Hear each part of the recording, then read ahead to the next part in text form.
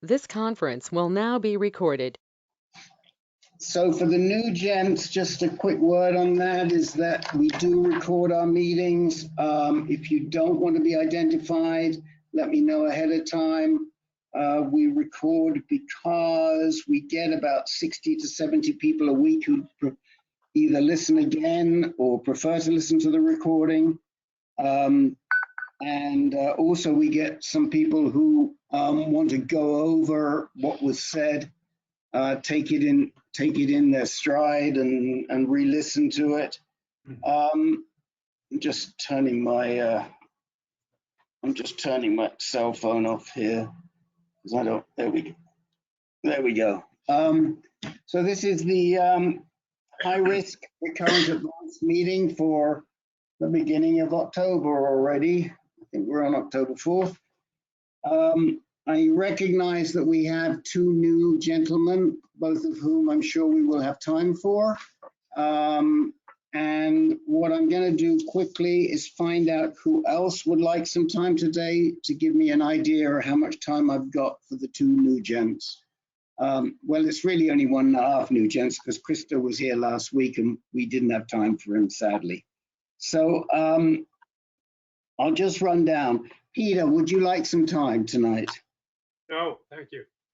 Sylvester, any time for you? No, thank you. Okay. Julian, would you like time? Well, just to update a few minutes, not much. Okay. Jim Marshall, any time for you? Negative. Okay. Dennis Correa, any time for you? No, thank you, Rick. Ben, would you like any time tonight? No, thanks, Rick. Ted Healy, any time for you? I'm good, Rick. Thank you. Joel, any time for you? No, thanks. I'm getting for Joe. That was for Joel. That was Joel. And Joel, we're getting some feedback from you. Jeff Marchi, any time for you? No, thank you. Okay. Les, any time for you? No, thanks. Okay, we're doing great here. Frank, any time for you tonight? None tonight. Okay, David Muslin, anything for you? No, thank you, Rick. Okay, you're coming over loud and clear on that tablet. Okay, good. Joe Gallo, anything for you? No, thank you, sir. Jimmy, anything for you? Nobody's talking. Last week you said you wanted to talk about exercise this week, so here's your chance. Okay, we'll talk about exercise. That's good. Peter Monaco, anything for you? No, Rick, I'm good. Okay, and Bob Horney, I know you're here to support Christo, but would you like any time for yourself? About 30 seconds. Okay.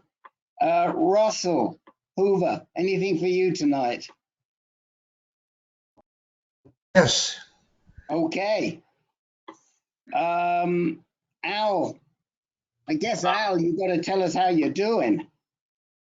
Let me just say there's no time for me, but let me just tell everybody that as of last week, the middle of the week, Mount Sinai, New York City, is offering. Hold on, time out, Walker. I'll come to you. This is too important. That's all I wanted to say. Yeah, but we didn't hear because it's not. I'd rather we'll give you the time. We got the time, whatever it was, because some people may have comment on it. Okay? All right. Give me time. Al Latimer, anything for you? Nothing new. I had another infusion, but no new PSA, so nothing to report. Okay. Dennis McGuire, anything for you? Nothing tonight. Thanks, Rick. Okay. Where was I? Al and Alan. Jim Barnes, anything for you? No, I don't have anything tonight. Thanks, Okay. Rick. Joe Merger, anything for you? Nothing, thank you. Okay. Steve Saft, anything for you tonight? Yes, you've got to tell us how you're doing on your chemo. Quick update. Okay. Jim Jeffries, anything for you? I'm good tonight. Thanks, Rick. Paul Frieder, anything for you? Oh, yeah, a short one, maybe a couple minutes. Okay, you got it. Larry Fish, anything for you? Not tonight, thank you, Rick. Okay, Herb, anything you'd like to update us on?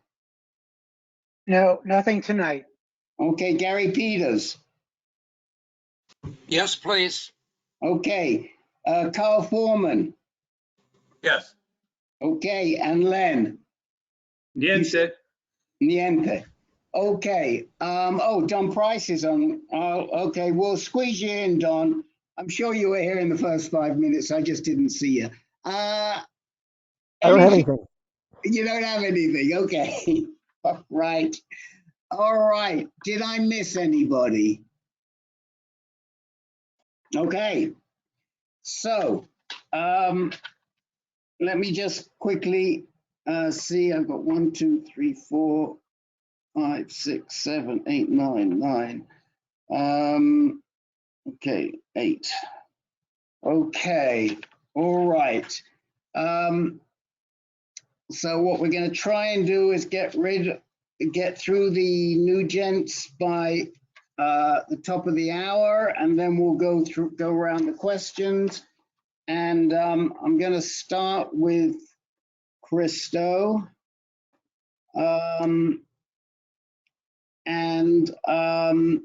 Christo, you sort of got the routine last week. So I'm just going to ask you a bunch of questions so that we get a better idea. Okay. Go into it. So how old are you, Christo? I'm 72. Okay. And where do you live? Bend in Oregon. Bend. Okay. Bandon. Oh, Bandon. Okay. Bandon? Correct. Okay. I bet I'm not the first one who heard that as Bend. No, you're not the first. No, I didn't think so. What year were you first diagnosed? In February of 2012. Okay. And what was your Gleason score? Do you recall what your Gleason score was in your PSA? It was, after the biopsy, it was 4.3. After the prostatectomy and the pathology, it went up to 5 and 3. Okay. Got it. That's helpful. Thank you for giving us that answer. And what about your PSA? Right now, No. I'm in the middle. Back then, Yes. I can't remember, but the DRE suggested I get the biopsy, and then I went to a second urologist, Dr. Melhoff at Oregon Urology Institute in Springfield, Oregon, and he said, "Yep, we better do something." And he gave me all the options, and I said, "Prostatectomy is what I want." Okay. Because it was a good thing.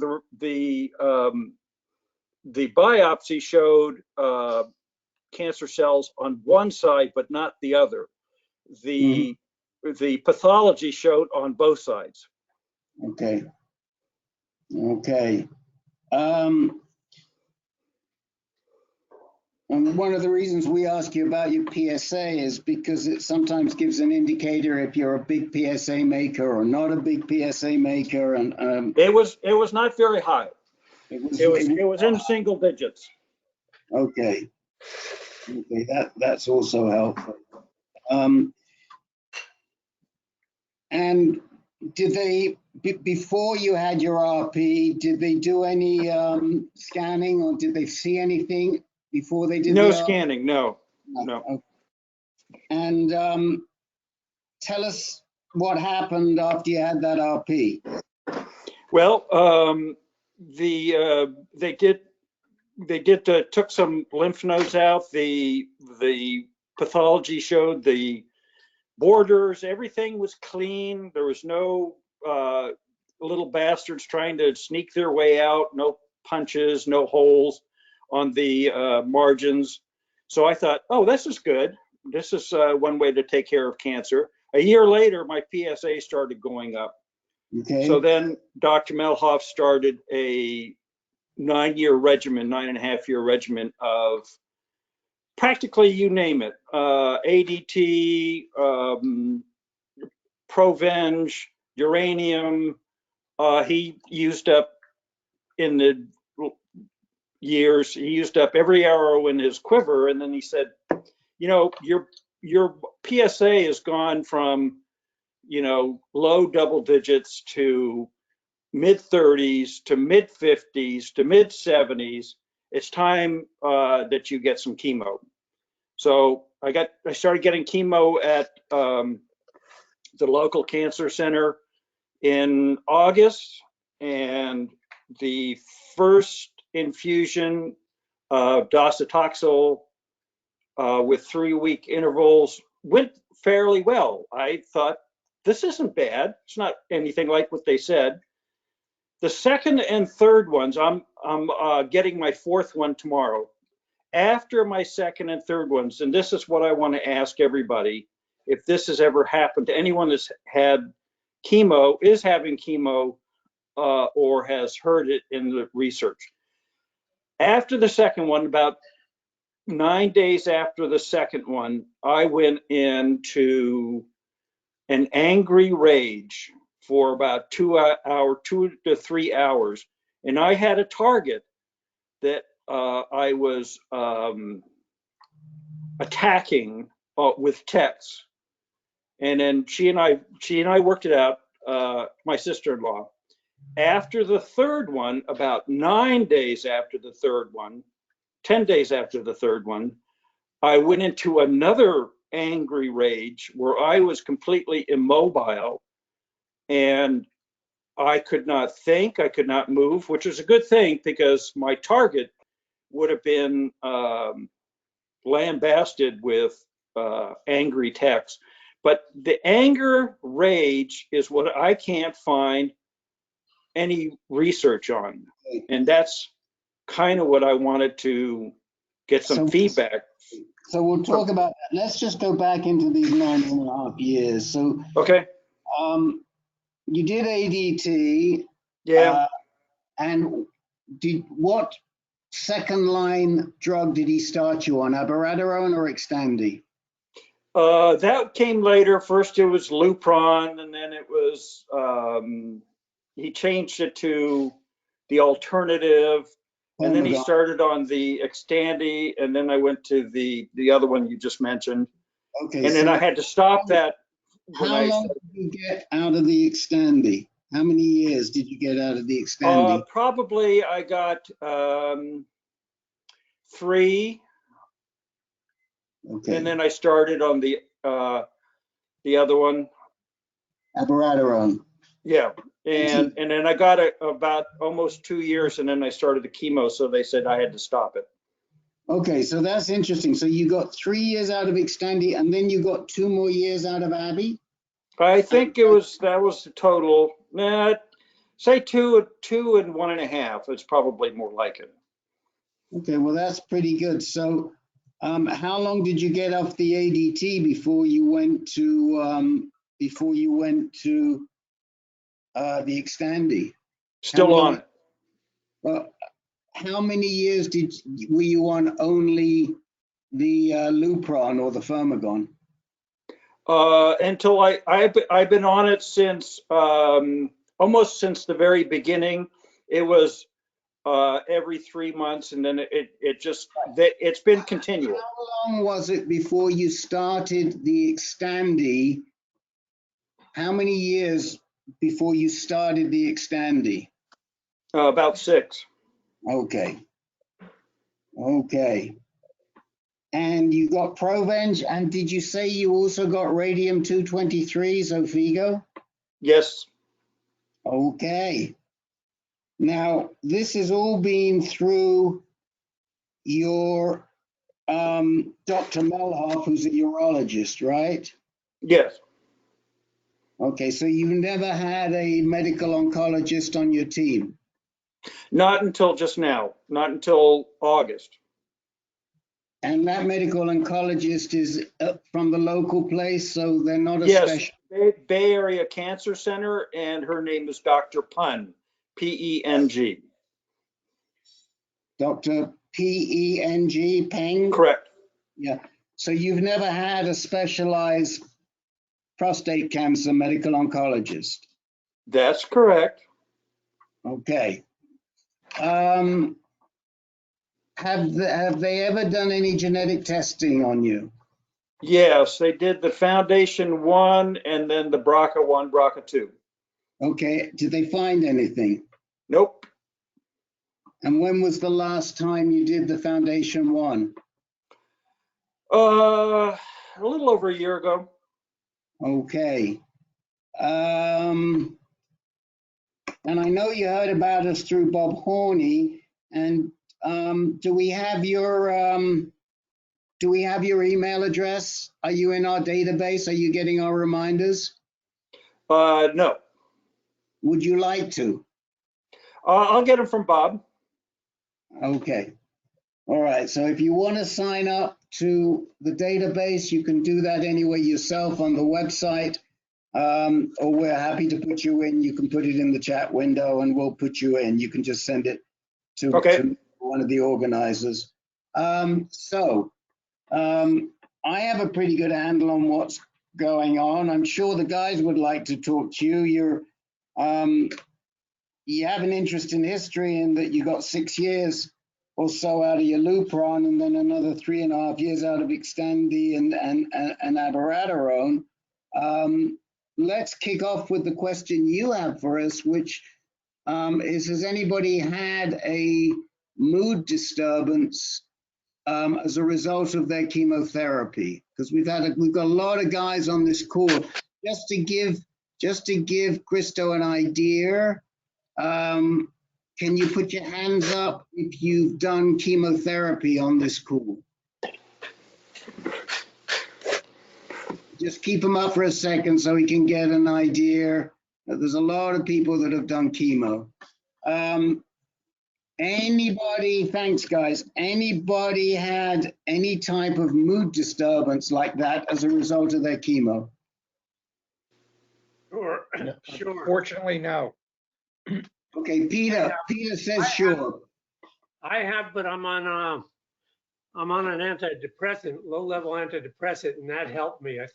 I mean, chemo is a wild ride, and you go through all kinds of changes. So I recognized early on in my treatment that I needed to get some kind of handle on my emotional state. So I saw a psychiatrist, and I've been on a low-level antidepressant for quite a few years, and it really helps. It helps me with my relationships.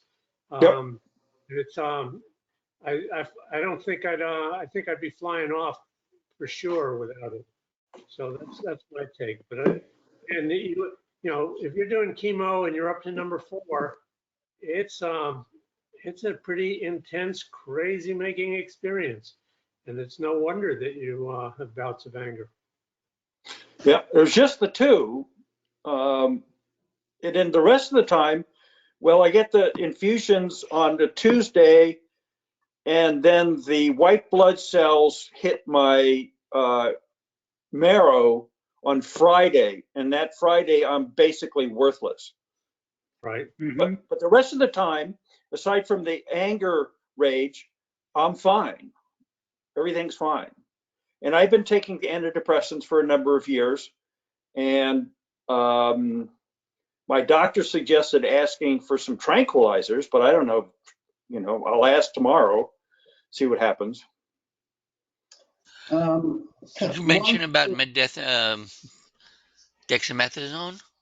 Yeah. Yes, I take 2 in the morning, 2 in the evening, day before, day of, and day after infusion. Right. So one of our guys who isn't on tonight has found that, and he's done, I forget how many's Ken done? Is it 40 now that he's done? I forget. But My 20s, I believe. Yeah, 20. He said 20 a couple of weeks ago. 20. So, right. He has found that if he takes a dexamethasone a couple of days after, it gets him through the crash very well. Now he exercises a huge amount. Do you exercise at all, Christo? I do some yoga, a couple different kinds of yogas, and I play golf three times a week.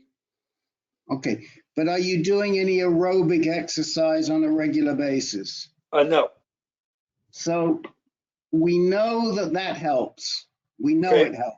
And there are guys on this call, I'll give them the floor in a second and they'll tell you, but we definitely know that aerobic exercise helps. There are even some doctors who administer chemo whilst you're on a treadmill. So you might trying to squeeze in a little bit of aerobic exercise to help you. Okay.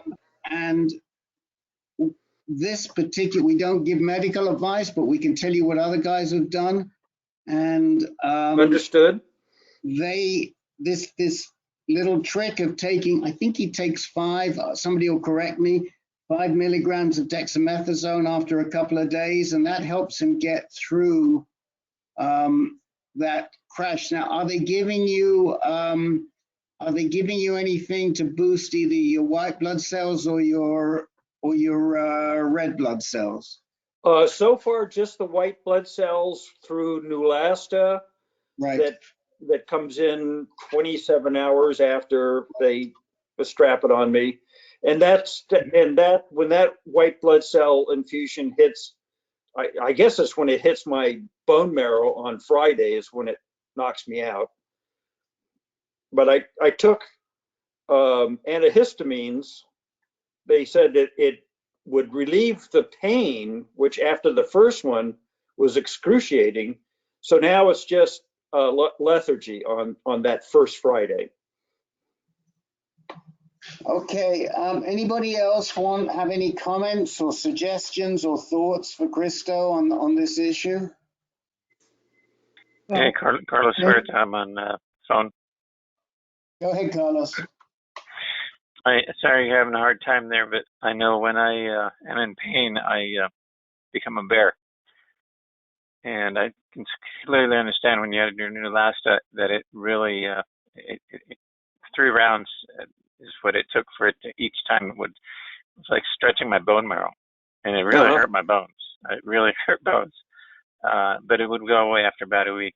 And by the 3rd week, then it was hitting all the ends of my fingers, and the small bones finally got done. And after that, that stops. So that's the good news. The other part of the issue is because you're on the steroids for that 48-hour, maybe 72-hour period of time, you're probably not getting much sleep. So you've got to mitigate those things with any way that you can figure how to get the rest so that you can feel human. And need to say act human, because don't get any sleep, people get crazy. Yeah, that's just a natural side effect of that. That's my 2 cents, my experience. Okay, thank you. Thanks, Carlos. Anyone else have anything they would like to add?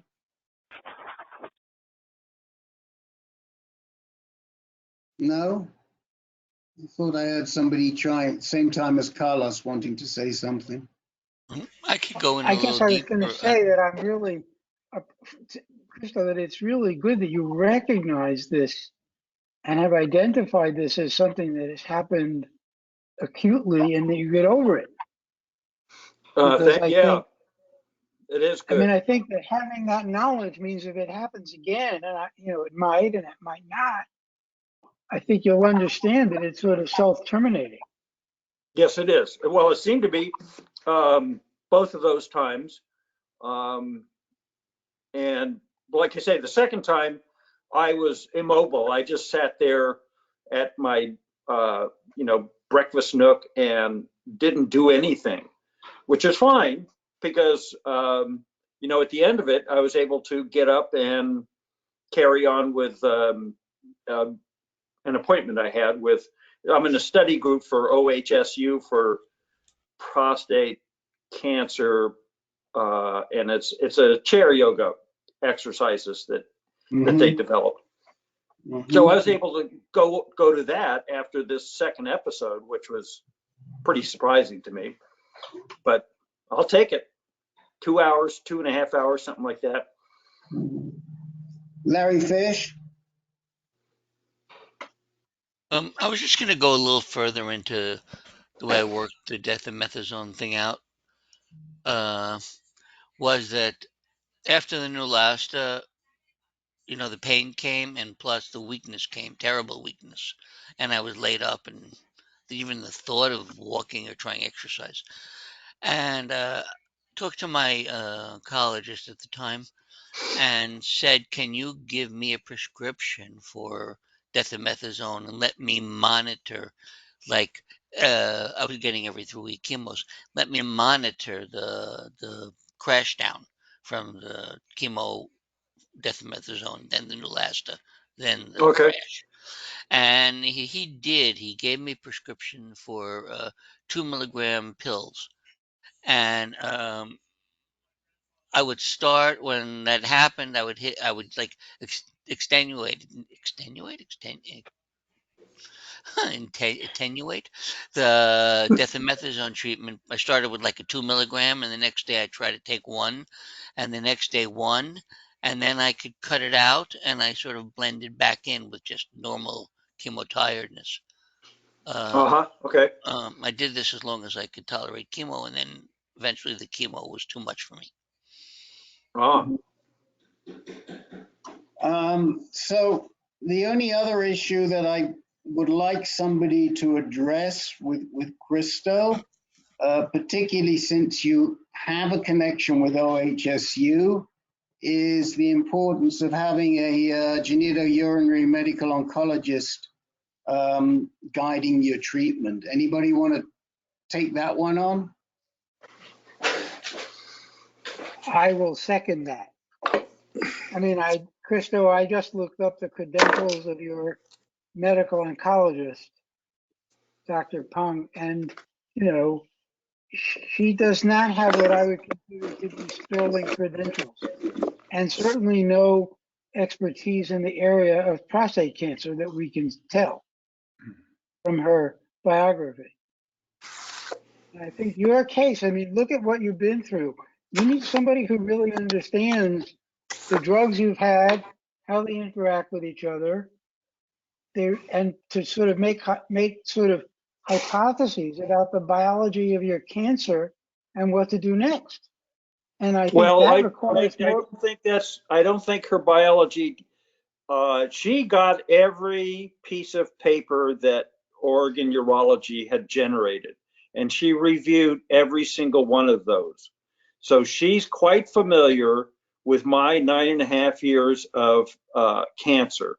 So and I'm not about to drive 3 hours over to a different cancer center each direction just to sit in a chair for 3 hours. Well, you may not have to do that, but I have a couple of questions. Where do we know, when was the last time that you were scanned, and how were you scanned? I had a bone scan last year. I had early on, I had sodium fluoride PET CT scan, then it got replaced with Aximen Scan, and I've had like 3 or 4 of those. Okay. And then they did some spot radiations along the way that the Aximen Scan identified.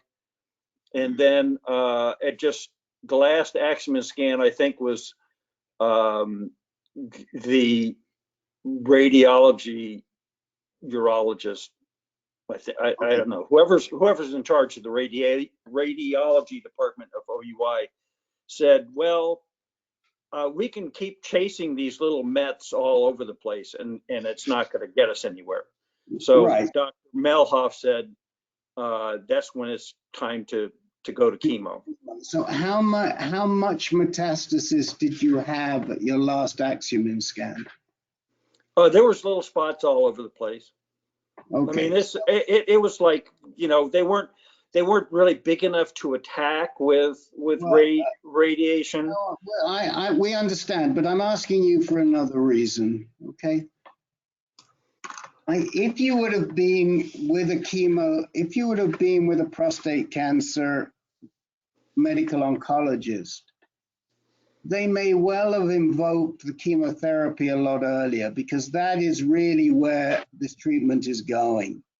Urologists should not be treating you once they're done with the surgery, but they do. They do it for a number of reasons. They're not really qualified to do it, but they do it because it's very profitable for them.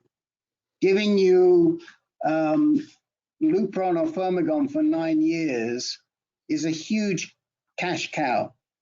Now, we like to see men with a genitourinary medical oncologist. That's the medical oncologist who specializes in prostate cancer. Reason being, how do you spell that? Genito? We'll put it in, somebody will put it in the chat window for you. If you open the chat window, you'll find it in the chat window. Okay. And a genitourinary medical oncologist is an oncologist who specializes in prostate cancer and amongst other things.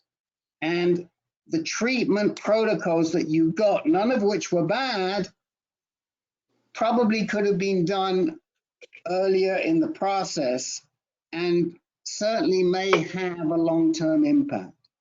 And what we're saying is that maybe Dr. Peng or Pang or whatever her name is was right on top of what she's doing, but she's not the right doctor for you.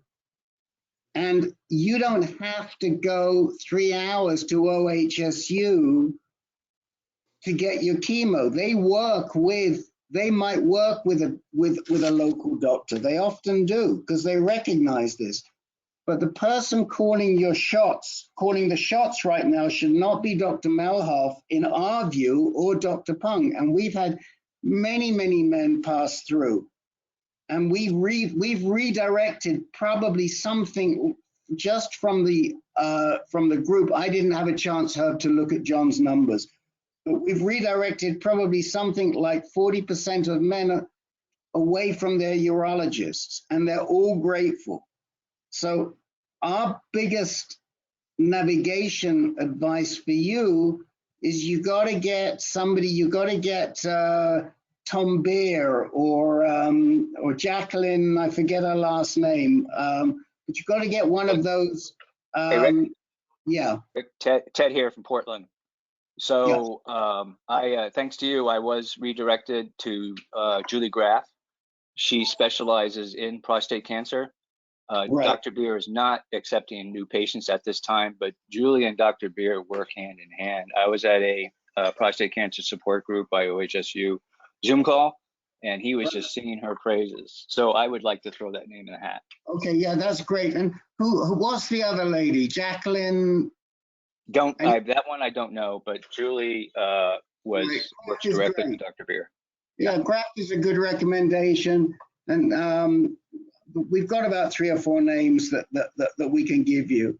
But you've got to get one of them. You don't have to do anything, but if I were you, I would have one of them calling the shots. They may not do something different right now, but they have the experience, they have the knowledge, and you know, they're going to know what to do next if you need something next. Okay. So if anybody else has anything they'd like to add, if not, then I'd like to go to Phil. I do have something for him. With telemedicine, you could go to the best person in the country. You don't have to physically go in anymore. I mean, you're having chemotherapy, you've had androgen deprivation therapy, you've had a prostatectomy, you've had all sorts of things. And you're really looking at consults and direction. And I think that you can get that from the best in the country. And I think, you know, if we elaborated, there's some great names that could really be supportive to you in that regard. So, and the other thing I would suggest is a PSMA scan. If you haven't had one, at least you can find out the primary areas that your cancer exists in. It sounds like it's in the bones, but is it in the soft tissue also? Do you know?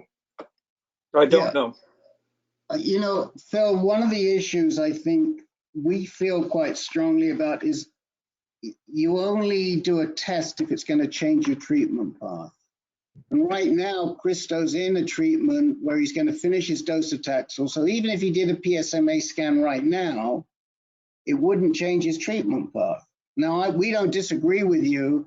He's done Aximens. His PSA at 70 was probably high enough so that he needed a PSMA because the results were going to be so similar to an Aximen test anyway. And yes, it might make sense to do a PSMA, but I don't think he needs it right now. As far as telemed is concerned, it can be difficult to do telemedicine the first time with one of these top GU medical oncologists. There are a few that will take you, and then they'll coordinate locally, but most of them for the first appointment want to see you. And I think the guys on this call will tell you that. Now they'll follow up with you with telemed, but you have to think about that first appointment. And Christo is close to a really good hospital, OHSU. Well, that's 5. OHSU is 5 hours away. Hey, Christo, it's Ted again. I just texted you or chatted you her direct line, her phone number for Dr. Okay, Graf. thank you very much. Yeah, man. So Christo, can I ask a question, which is you're in this Mr. Fit trial for OHSU? Yeah, the Get Fit trial, yeah. So do you have to go there periodically? No, it's all on Zoom, and I'm supposed to go for evaluations once a month or something like that. But I talked to the evaluator, and I said, look, I can't drive that far. My wife has to do all the driving. Can I just do it, at home?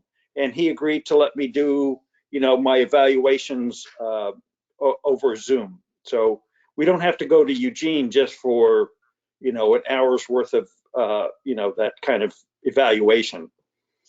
Christo, One other Christo, thing I I'd know just you're like to connected- mention, I know Peter. you're connected with Bob Horney, but do you talk regularly to other guys that have gone through what you're going through, or dealing with advanced prostate cancer at all? Do you have a network of guys that you talk to? Well, I used to go to the support group up in Florence before driving became difficult. But I keep in touch with Bob, and he sends out all kinds of information about prostate cancer and what people are going through and stuff like that. So I'm basically keeping up with that support group, yes.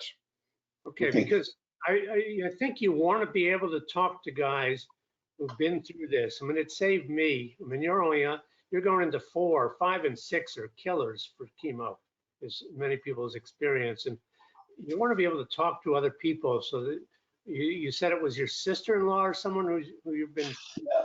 Peter, I've got to cut you off. We've got to get on to Phil.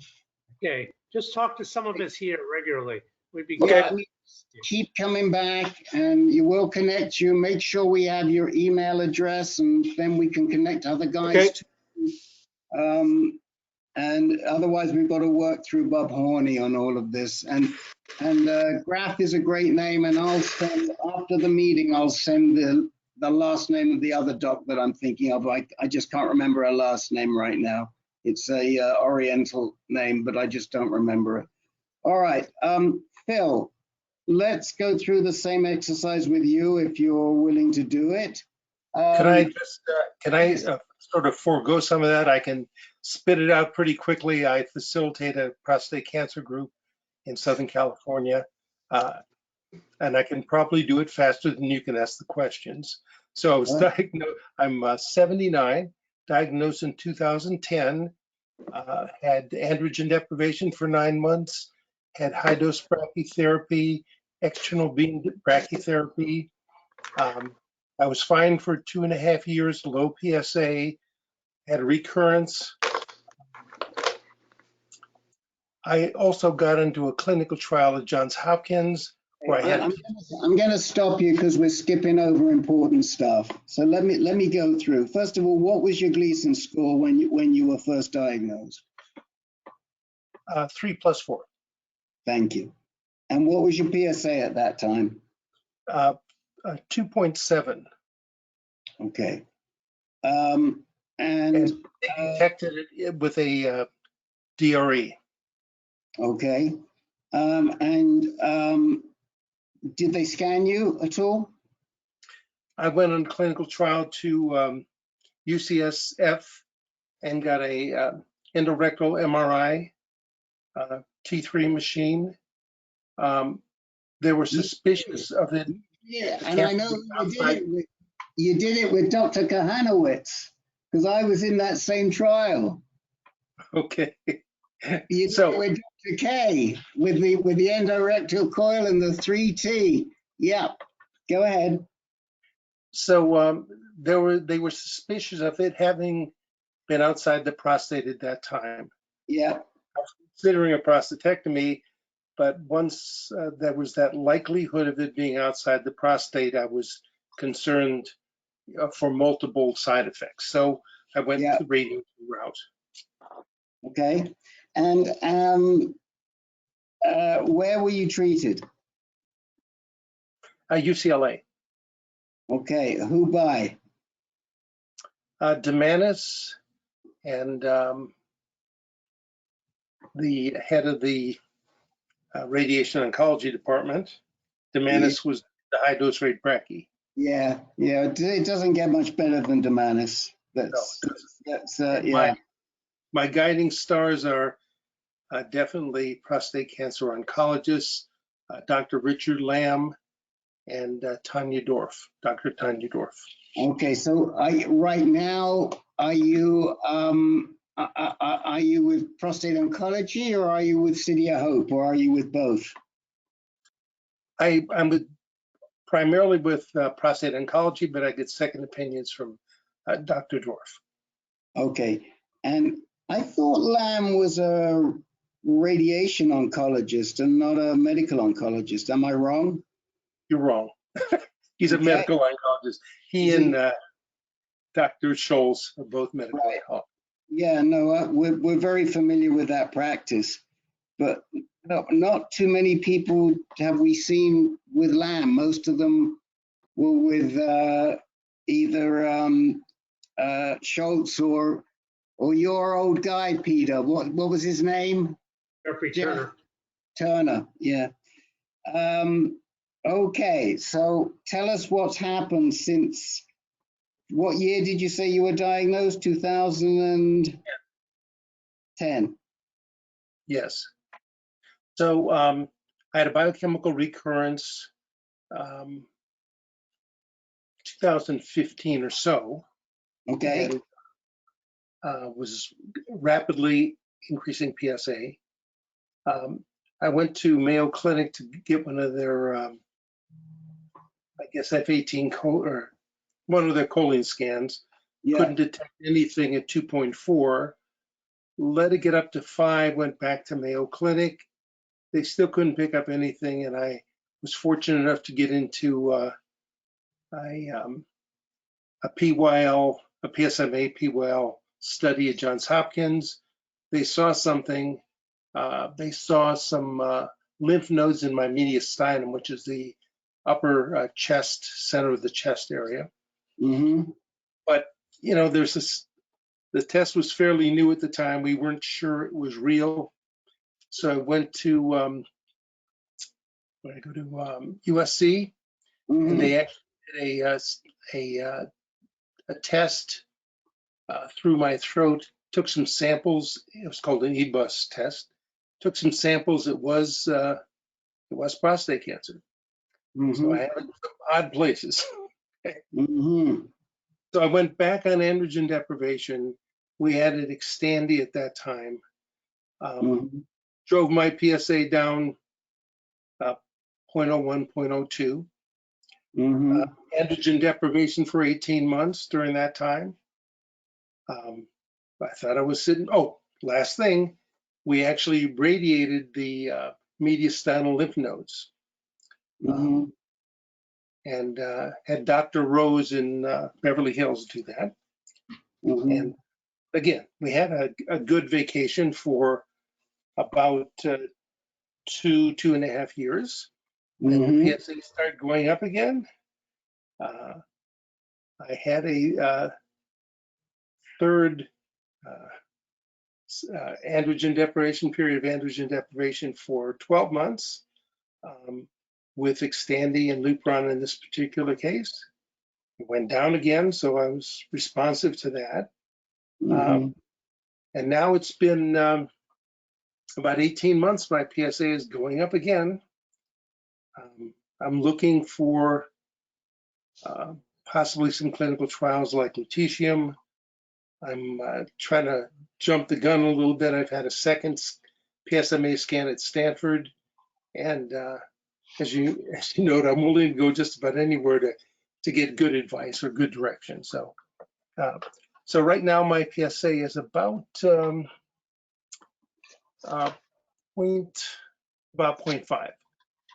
So your PSA right now is about 0.5, and the last PSMA scan that you got, how long ago was that?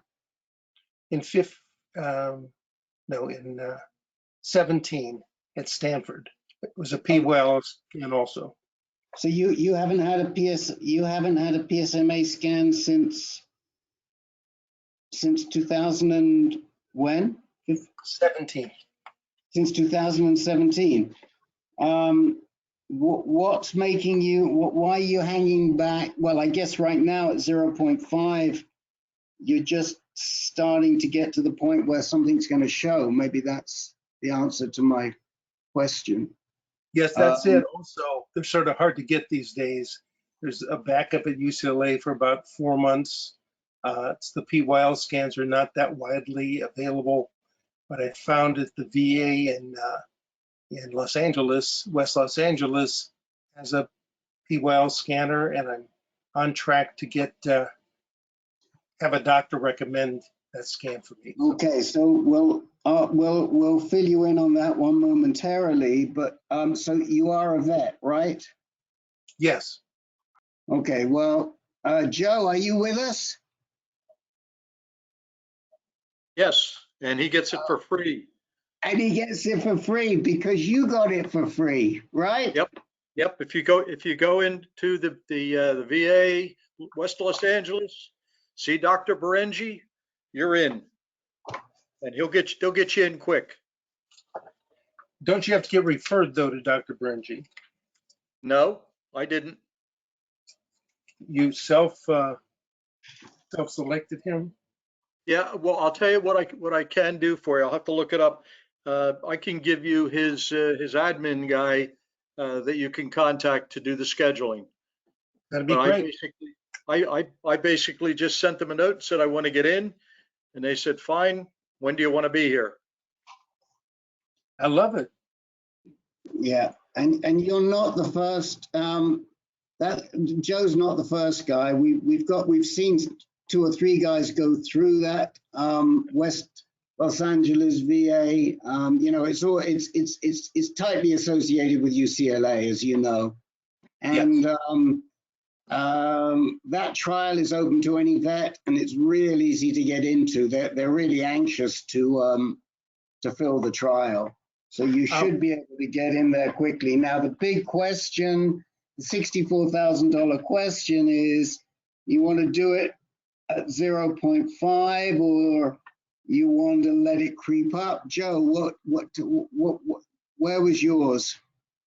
Well, I was still at, pre-treatment, so mine was up. I was running around 10. Yeah. That's right. But I believe the scan is effective at 0.2. Well, it's actually pretty. If Phil sends me the email, I'll give him the contact there with the guy there, and they can tell him whether or not he has the criteria for coming in now. Could you put in a chat box the contact? Yep, can do that as soon as I look it up again. Okay, thank you, Joe. I do appreciate it. So here's the issue, Phil. Here's the issue.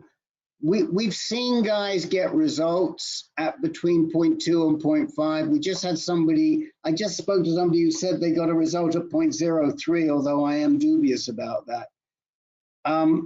The sweet spot seems to be about 0.65. And so that's really where we feel comfortable you're going to get a result. And I think, 0.5, you're likely to get a result, but not as likely as if it goes up a tad more. Anybody want to, Len or Herb, do you want to talk about that sweet spot? I agree with you, Rick. Yeah, I agree with you. I would wait till at least about 0.65, between that and even 1.0. Maybe some people get detected at 0.2, but it's a pretty low percentage. This I'm is Alan. comfortable with that, I would actually. just, I'm comfortable waiting a while. But I think that comparison is really necessary to my previous scans. In the last scan, I learned that not only was it in the mediastinum, it had gone also, they found a spot in the prostate again. And I had had a lot of radiation to that. And so one of the other, I don't have that many spots, none in the bones, only in the soft tissue in the mediastinum and now in the prostate. And I'm wondering if anybody's had an experience with additional radiation to the prostate, something like a permanent seed or a focused treatment directly to the spot of the prostate.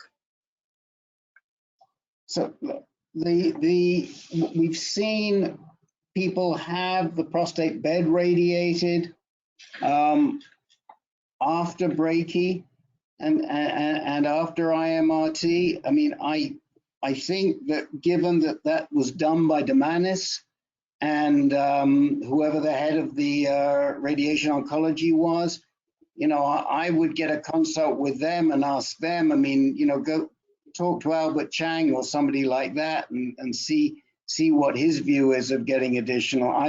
We have a lot of respect for Albert, and I think he would be a really good person for you to talk to.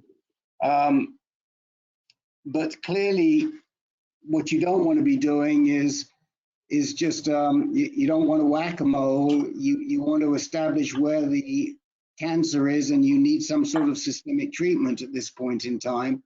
Whether that systemic treatment is going to be ADT plus a second-line anti-androgen, whether it's going to be chemotherapy, that's going to be strictly determined by the results of the scan, right, Phil?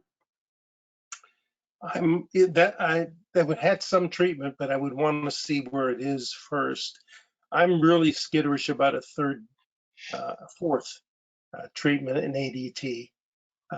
I would look toward the Relugolux as a possibility, but I'm really looking maybe forward to maybe a clinical trial of lutetium. Yeah, but it's great in theory, but and again, we're gonna have to move on in about 5 minutes. So guys, I'll let you come in and be concise, but you're not gonna get away from ADT. It's not gonna happen. Why? Because most of the trials are gonna require it.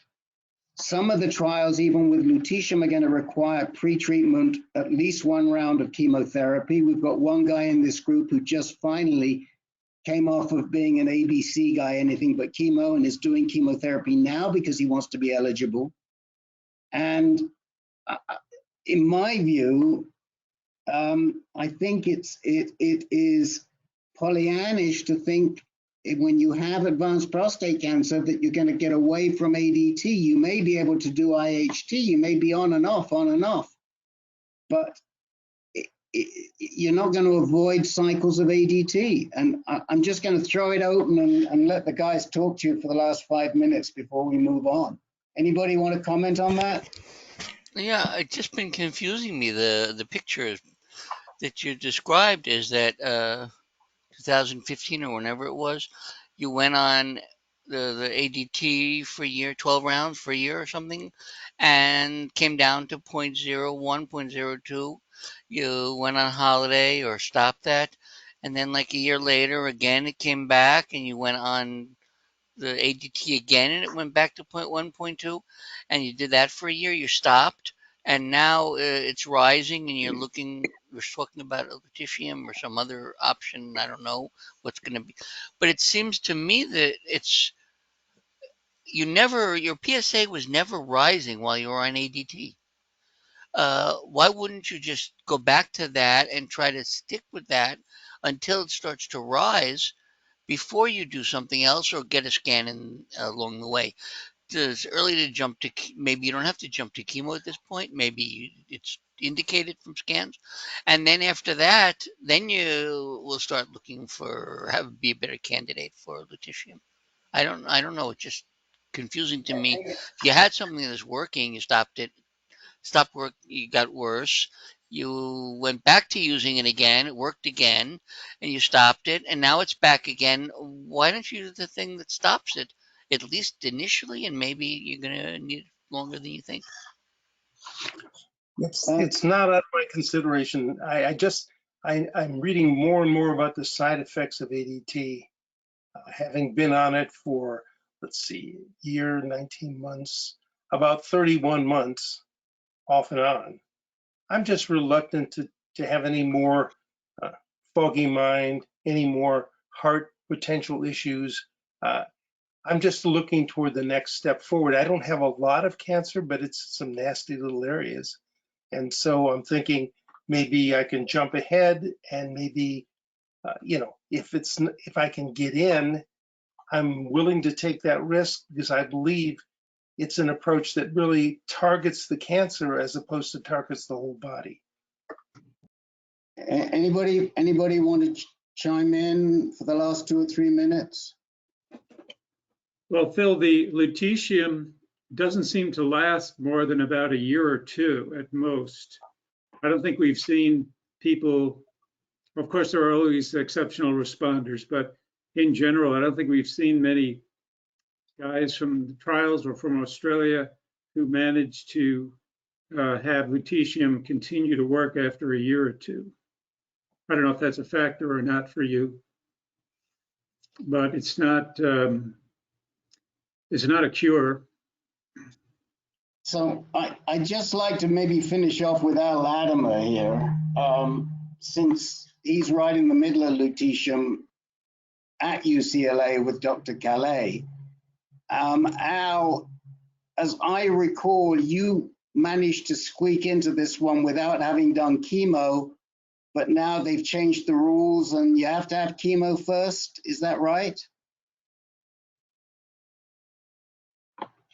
Are you with us, Al? I see your microphone switched off. Phil, Rick, I will just say that I've been watching a lot of webinars like talking about the Vision trial and other trials of lutetium. And virtually everyone is saying that they're going to follow the Vision trial protocol. That is to say, at least one prior round of chemo before they put you on lutetium. Now, there is a trial for hormone sensitive early, but it's a very early trial, and you can never, it's so early that their entry condition is you can't have ever been on ADT. So Right. you wouldn't qualify for that trial either. Right. And I think nobody's going to give you chemo unless you're not on ADT at the same time. So, Rick, did I hear Phil say that he was thinking about doing relugolix? Yes.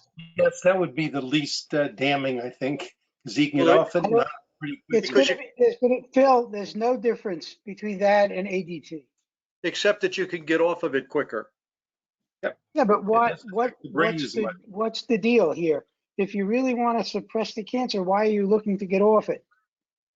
I think he's worried about if he doesn't like the side effects, he's stuck for 3 months. That's part of it, certainly. But the other part is it has less impact on the heart. No, I don't think that's true. It's not. That's not true. The data are not supportive of that. The data doesn't support that. That's what they said, but the data doesn't support it. I'm trying to think where we can refer you quickly.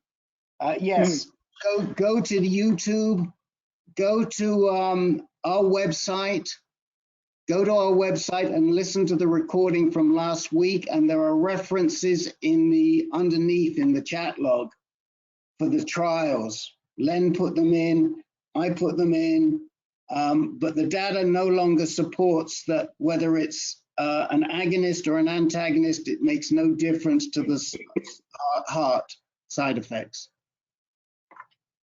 In spite of that, it's still, you get on it, it immediately takes your PSA down. You get off it, it recovers quite quickly. My testosterone has not really recovered after 3 doses of 3 long-term doses of androgen deprivation, and it does affect a lot of things in your life. So I'm just reluctant to do too much more. I would do it to get into a clinical trial, sure. What does Richard Lamb think you should do? Well, I'm going to see him in a few weeks, so I'll check with him. I mean, I'm sure Tanya Dorff does not support you coming off of ADT unless you're on a monotherapy second-line anti-androgen. But I've been off for 18 months. I mean, right. I'm taking vacations all this time, so in between. Now it's coming back. What does Dr. Dorff say you should do?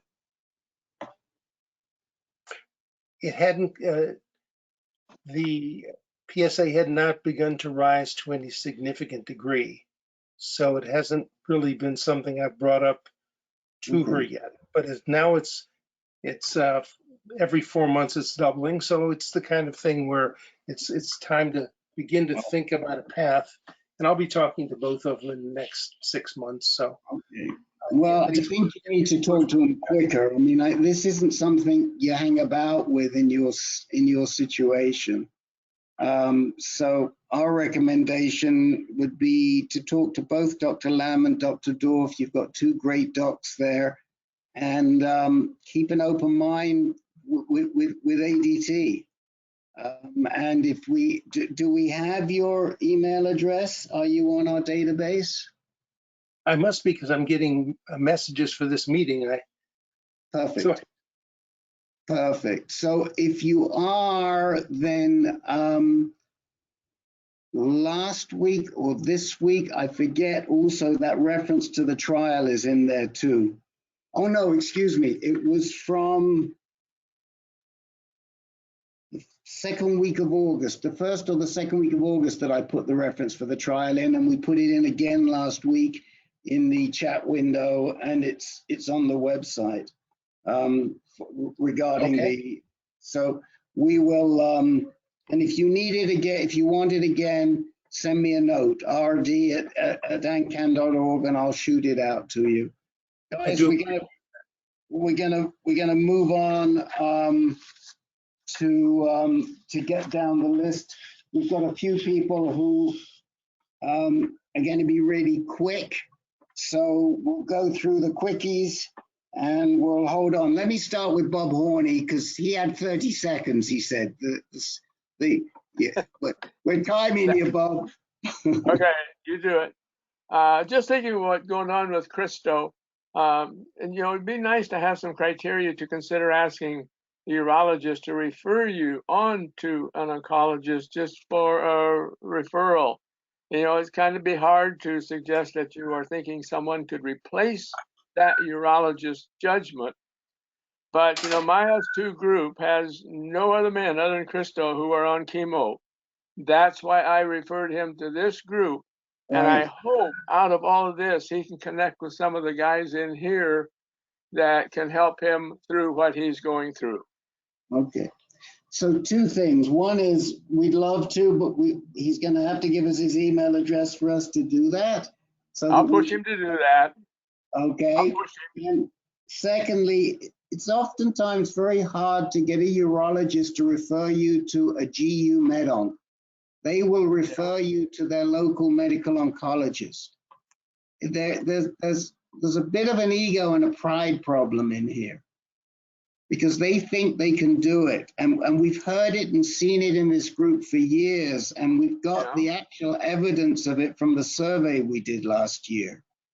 And then the other issue is, if they do refer you on, do they know the GU medical oncologist? Are they going to know about Julie Graff or Jacqueline Fury or whatever her last name is? I can't remember right now. Or Tom Baer, he might know, but because he's such a big name. So this is why we tend to provide names, and we stress that you need to make the contact, because the doctors, the Euros don't want to give up their patient. They're billing them $3,000 or $4,000 every quarter, and they don't want to give that up. Okay, and I understand that. Now, just going where you were with the guys being need to be responsible for basically saying, hey, I'm going to go see somebody else or make a call and try to get in to talk with someone, and they are going to have the responsibility to find out who this special oncologist is that they need. And you know, you guys have it here. That's why I referred Christo here for this stuff. But you know, to look at my guys and okay, so somebody's going on, and maybe he should be doing this, but he has no idea about it. You know, he is under the spell of the urologist. He thinks this is working, and you know, it's a real issue, I think, to get the guys to do what they need to do for themselves. Now, I've used my 30 seconds, but you know, it's just something I'm going to think about, and I'll be back. We like you, so we decided to allow you a little more than 30 seconds, Mr. Horney. Yeah, no, well, I mean, you know, it is an issue. It is an issue because they get on the Lupron, they get on this, and so forth. But you know, you're saying there is a point where you should get better judgment from someone else. How do we know that when that time occurs? I'll tell you when the time occurs. The time occurs as soon as your cancer recurs. Yes. Because the urologists are surgeons. And once the cancer recurs, you need systemic treatment. Systemic treatment requires training in internal medicine. And the urologists are not trained in internal medicine. Now, some of them think they are, but then we get urologists, I won't name names, but we've got one really famous guy at an institution who's already been named today. And when asked about side effects from ADT, he says, go ask your doctor, go ask your GP. Well, that's not right. And why does he say that? Because he doesn't have the training. Right. Now, an oncologist has training because their basic training is in internal medicine and their subspecialty is in oncology. And their subspecialty, what we're sending to is in prostate cancer. And that's why if your cancer returns, you got to move away from urologists, and probably you've got to move away from your radiation oncologist, and you've got to get to see a medical oncologist who knows about prostate cancer. We feel really strongly about that in this group. Okay. And Rick, I want to elaborate on what you said and the answer to the question, when is it time to get another opinion? It's always, it's never too early. And my own experience is that I'm being treated at, I think, at a world-class place, but I still said, look, I'm going to go talk to somebody else to get a second opinion just to keep me on track. And they said, great, you know, please. Sure. And that's the response they should give you. Yeah. They shouldn't Okay, say, Rick, you kind of nailed it for me. When someone in my group will have a recurrence, okay, think about this being the point where you reach out for other advice. Yeah. That I can deal with. But you know, but you're putting a point on it. Cancer recurrence. No, cancer diagnosis. Now you're getting deeper. Yeah, I want to move this along, and we can come back to this maybe some other time. But Yeah, I think sure. at least if you start with cancer recurrence and you know, think about second opinions, especially if you are diagnosed de novo metastatic or there's question, but certainly from a recurrent standpoint, which I know is what you face, Bob. Yes, when the cancer comes back, they got to move. They've got to move on. Okay. I want I can to deal tell with that. Phil. Phil, Len was kind enough to put that reference into the chat window for you. So open the chat window, click on the reference, and it'll come up. Very good. Okay. Alan Moskowitz, I think you put what you wanted to tell us in the chat window. Is that right? Yeah, I did. I think I got it all there. Might be helpful to some people. Personally, I'm scheduled actually for next week. There wasn't really much of a waiting time. And so it certainly beats driving down to the Washington, D.C. area. Right. We'll see how it goes. And when I get some results, I'll report back in a few weeks. So we're talking, for those of you who didn't see it in the chat window, about the availability of the Pylarify scan and whether Medicare will cover it. There is some indication they will. My guess is that you can probably negotiate the portion that is yours with Lantheus, Pylarify. I will report one real interesting issue from Pylarify that I came across this week, is that one of our favorite GU med oncs indicated that they felt that an R11 scan at UCLA was more reliable than the Pylarify. Now, we've not heard that before. We thought that the 18F DCF PYL was a better quality scan. That said, what they said was not, it wasn't a better quality scan, but the trial results were more robust for R11. That is above my pay grade. I have to defer to Herb Geller and Len Sierra to analyze the results of the Osprey and Condor trials versus the R11 trial. The R11, is that relate to gallium or something different? R11 is gallium. And, Okay. and you know, we've always felt that the 18F DCF PYL is a more detailed and a better scan. But this doc said, no, the gallium 68 R11 has more robust results than Condor and Osprey. So I just said, I can't argue. But until somebody shows me that they're more robust, I'm still going to say, if you can get a Pylarify and get somebody experienced to read it, get a Pylarify. One more comment. Way back when I did the Pylarify scan down at NIH as part of a clinical trial, I mean, at that time, my PSA was 0.5. And subsequent to my scan there, based on their results, they, I think they actually went lower than 0.5, but they insisted then that you had to be above 0.5 to continue with the trial. In other words, their early learning suggested that the likelihood of picking up anything below 0.5 was minimal.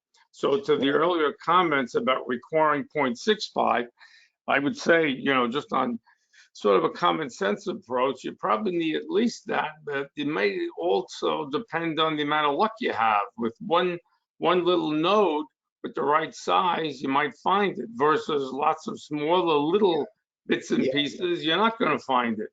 So, you know, it's a bit of a lucky game here. Yeah. But I think that's a good point. I think that if there's a strong focus on the PSMA, then you may find it at a lower level. But if it's pretty diffuse, then that may not happen. Exactly. Okay. Very good. All right. Anybody else on that issue before I move on? Okay, Russell Hoover, you wanted some time today. Yes, can you hear me? We can hear you loud and clear. If I may, I'd like just to go through where I've been and what has happened to me, and then just, I have no idea what, how to ask the question, but maybe somebody has some ideas. I had a very bad case of BPH back in March of 2020. Got a Holium laser, whatever you call it. I called it the Roto-Rooter. In that procedure, which worked very well for me, they did a biopsy, and my Gleason score came back 459. Before then, I had no indication of any kind that I had any kind of cancer. No symptoms, nothing. In fact, I have never been to a hospital in my life. I've never had a childhood disease. So sort of struck me, down real quick. In the May-June era of that same year, they put me on bicalutamide for 30 days. Then they did a bone density test, a PET scan, and the PET scan showed that I had cancer in my ribs and my back. At that point in time, they started me on Xtandi,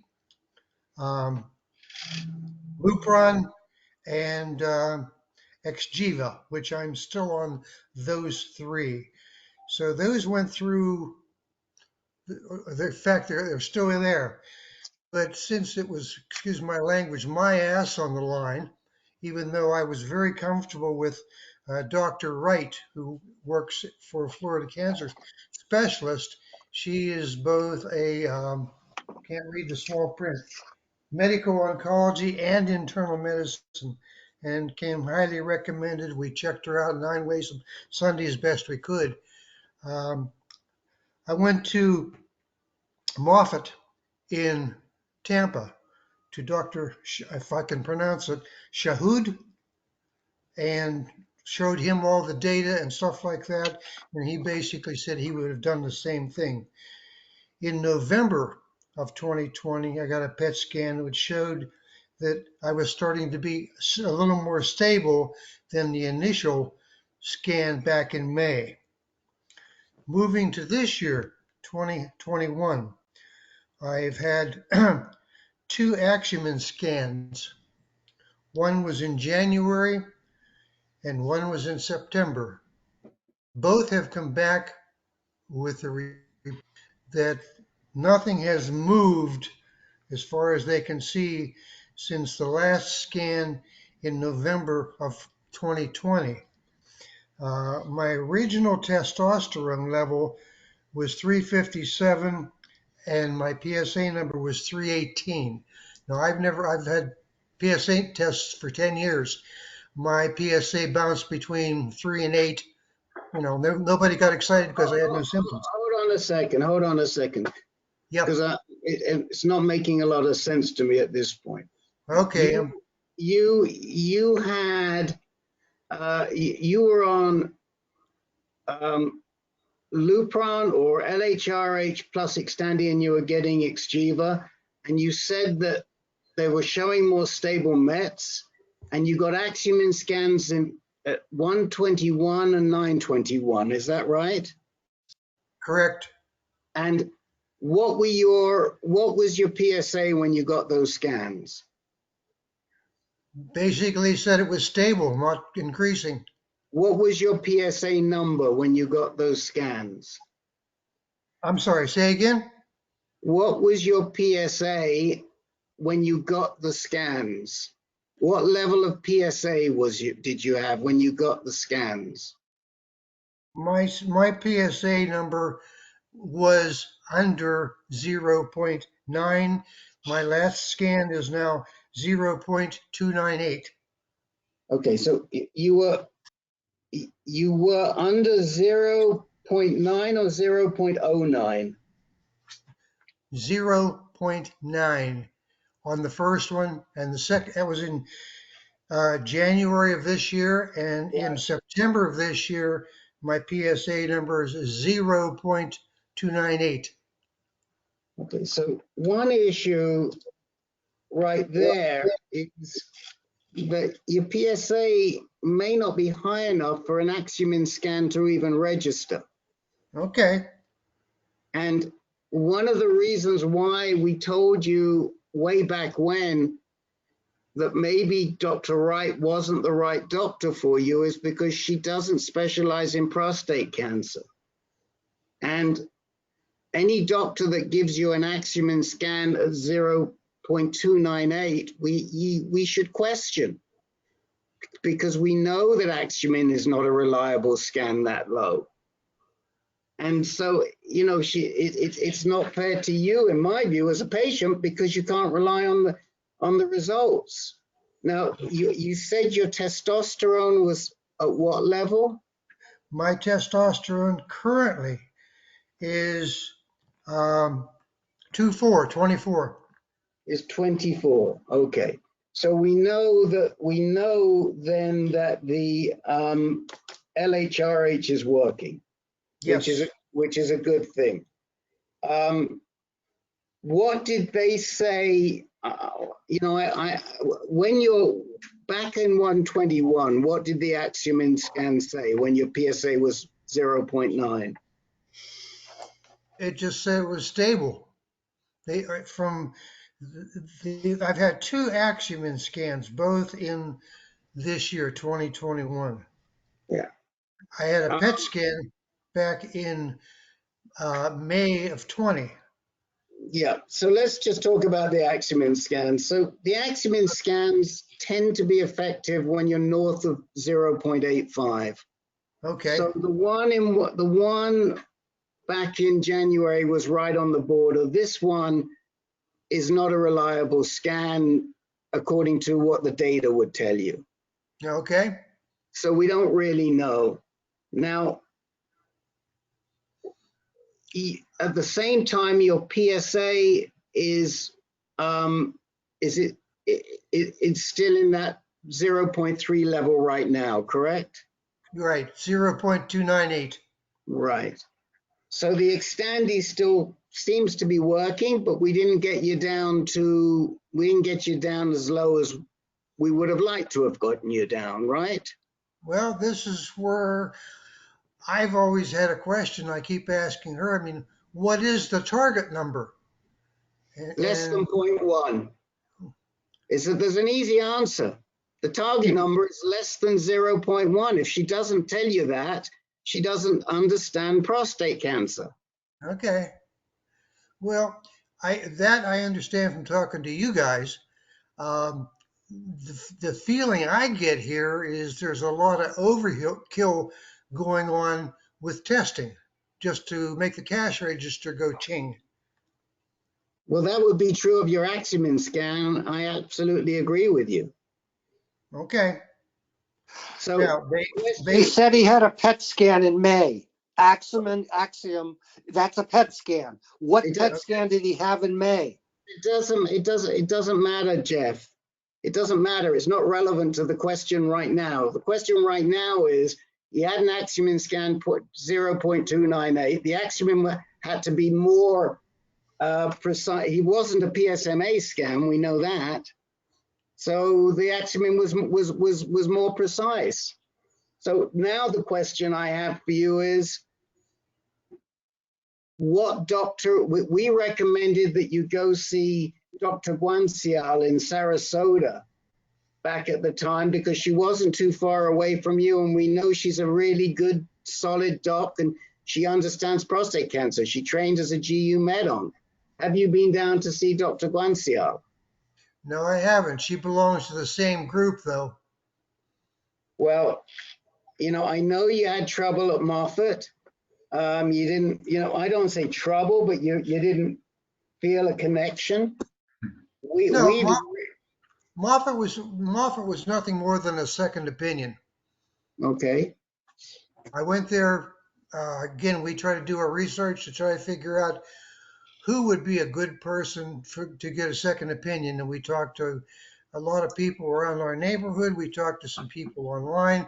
We listened, and he was recommended as the guy or the second guy at Moffitt for what I have. And we went to see him with all the data, and he basically said he would have done the same thing. So at that point in time, I felt comfortable. Russell, how many spots did you have to your spine and ribs? 3 to the ribs and 2 to the spine. Right. So you were right on this margin of what we call oligometastatic, right on the margin. And so I can see why Chahud might have said he would concur. You could have gone with Xtandi, you could have gone with chemo. So Chahud was fine. But the fact right now is that we don't know where you stand and quite what's going on. And you may still be in good shape, but there may be a chance to get you even lower.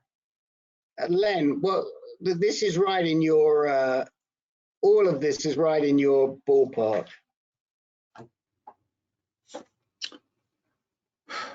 I'm sorry, Rick, I was looking up some other information. What's the question? So the issue for Russell is that he's been, since he was diagnosed de novo metastatic 4+5 with 5 spots. Right. 3 to the spine, 2 to the ribs, or 2 to the spine, 3 to the ribs, I'm not sure, but 5 spots. And he's been on Lupron, enzalutamide, and Xgeva ever since with a medical oncologist who's a very nice lady, but she's not a GU med-onc. Right. And they're scanning him with Aximen when he doesn't have a high enough PSA. Right. And now the question is, what does he do? Does he stay with her? Does he go somewhere else? What should he do? Well, as you've already mentioned, Rick, we recommended Dr. Guanchel or Guancial, however you want to pronounce it. Yeah. I think she's probably the best GU medical oncologist in that general area. Are you in Sarasota County or north of that? I'm an hour north, but that's no problem. Yeah. I think I would almost guarantee you'll be very happy with Dr. Guanchel. Okay. She'll give you all the time you need. She's really smart. If you get her your records beforehand, you can be confident that she'll actually look at them before you come in. That'd be nice. Yeah. Yeah. Not everyone does that. Would you spell that person's last name again, please? Guancial. First name Elizabeth. She's a Harvard medical grad. She did her residency at Mass General. She did a fellowship at Dana-Farber. So, I mean, she's got a great pedigree. Okay. I think I have it in my prior notes, but I just wanted to grab it here real quick. So this is why I wanted to throw out what has happened to me and what they've been doing to me. I mean, I still have great fatigue. I have brain fog, and I have hot flashes you can't believe. The only thing that I have had, I have tried, I think, 11 different things to help with all this stuff, chemicals. None of them worked. Most of them made me sick. The little Dick Tracy wrist watch, as I call it, I went through that thing and they gave me one free. That seems to help me sleep better at night, but doesn't do much in the daytime for me. So again, I'm sort of open to anything you guys have in mind, what direction I should be running other than changing doctors. Anything from anybody, I'm open. Well, one thing that we've had some success with Len and maybe even now with Peter is this monotherapy darolutamide or Nubeqa, NUBEQA. We've seen good results from that. I think Carlos has tried that too. Or monotherapy abiraterone. but you've got to have a doctor who's willing to do it. Now, Guanciale studied with Dr. O, and Dr. O was willing to give it to Lenciera. So you can walk in and say, Dr. Guanciale, I'd really like to see if I could get onto this Nubeqa monotherapy, because that's what my buddy Len is getting, and he's with Dr. O, and see if that carries any weight. But, you know, again, sadly, hormone therapy is the state of the art. This is like, you know, with Phil. You don't want to be on it, but it's the only thing that really works. And so some type of monotherapy of ADT works, and we think that the best choice, if you could get onto it based on the experience of the men in this group, has been monotherapy darolutamide, monotherapy Nubeqa. But, you know, my feeling is go down and speak to Dr. Guanciale. I put her link in the chat window for you. Thank you. And see what she says, Russ. Okay. Is this thing that you're talking about, Aberone? I can't pronounce it. Does that replace the Xtandi? Yes. Okay. So instead of being, or you could try monotherapy Xtandi, but we do know that Xtandi tends to give you more fatigue. Okay. Russ, what are you on now? Or that you're on Xtandi now? I'm on Lupron and Xtandi. Yeah. And I asked last time I was there, I said, with my numbers as low as they are, from a layman's standpoint, I understand throwing a lot of Xtandi at me at first. But if my numbers are down and staying down, shouldn't the level of Xtandi go down, meaning going from a killer drug down to more like a maintenance product? No, but you see, your numbers are not down that low. Okay. I mean, really, if you were less than 0.1, we'd say your numbers are down, but you didn't get down to less than 0.1. I mean, you're in a situation like Herb where you'd love to be down there, but you're not. Yep. And after a year and a half, I probably will never get there on Xtandi. I can't comment. Huh? If you want help with the hot flashes, I get a Depo-Provera shot every 3 months, and it makes a dramatic difference in the amount of the intensity of the hot flashes. There's somebody else in this group that takes something else, another hormone that's done the same thing for them. And if you want to use the Ember device, you have to turn it on within about 10 seconds of feeling the hot flash coming on, or it comes on stronger. If you can get it within the first 10 seconds, if you can figure out when your body's starting to have it, sometimes it's just when the fatigue starts, you start it right then, that can make a major difference in cutting down those hot flashes. Between those two, I get very, very small problems with hot flashes. Well, I monitor that too. Excuse me. I programmed for the daytime the 3-minute hot flash intensity thing, and when I feel it coming on, I push the button. Now at nighttime, I reprogram it for the 8-hour sleep mode.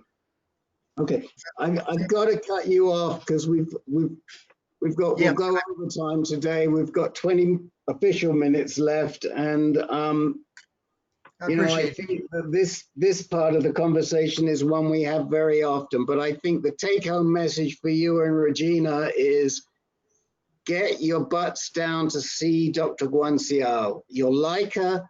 She may have some more innovative, creative ways to administer hormone therapy for you, and come back and talk to us. Understood and appreciated. Thank you, guys. Julian. Just an update. I finished my cancer treatment about 6 weeks ago, and they did a PSA, and it said 0.01. So it's primarily undetectable. My testosterone is at 10, and I did make an appointment with Dr. E here in Houston for next Wednesday. That's all. Okay. Well, you tell that Dr. E she owes me a telephone call if she hasn't spoken to me before then. By the way, nobody knows how to pronounce her last name. Eustathio. Eustathio. Eustathio. Okay. Eustathio. I know. It sounds like you got a lift, but you don't have a lift. So that's it. Look, first of all, I think it's really smart on your part to shift your future care to somebody like Dr. E, because that's really what we've been talking about the most today. It's great that your PSA is at less than 0.1 after the treatment, or did you say 0.01? Yes. Fantastic, and that your testosterone is at 10, and I think you know, you're with the right doc, and hopefully when you are through with your hormone therapy, how much hormone therapy did they suggest you do? 18 months. Which would take you to when? 9 months from this month. 9 months from this month. So like that's next July that you're going to be done around next June, right? Yes. Okay. Well, we're hoping that when next June comes around, you're going to have a low PSA. We'll talk about that in another session because it might start to rise and then it'll fall, which is what it did with me. But we'll talk about that another time. Certainly. Thank you. Okay. Anybody else have anything they want to add for Julian? Other than congratulations on getting a good result?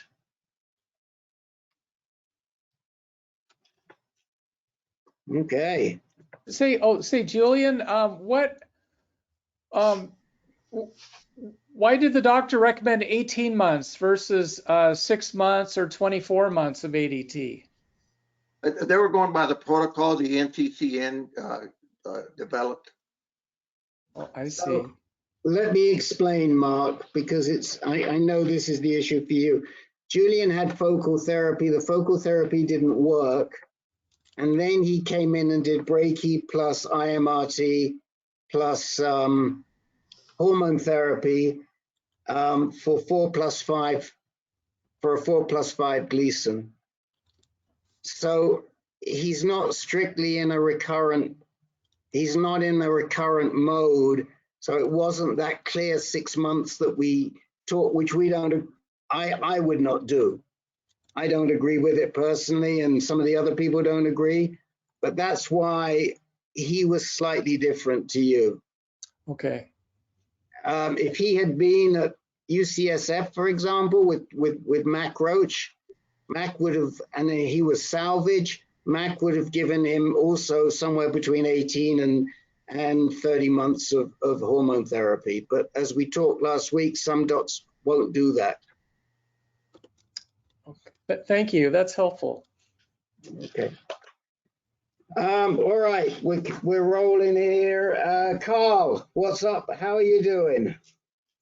Well, right now, really fatigued to hang in here, and I know I came in a little late as well, but I have having my next appointment with Dr. Tagawa tomorrow. My last PSA readings show that since the beginning of this trial back on August 12th, that my PSA has gone down by about 40%. It's still a relatively high number because it started at 35 and now it's down just a little below 20.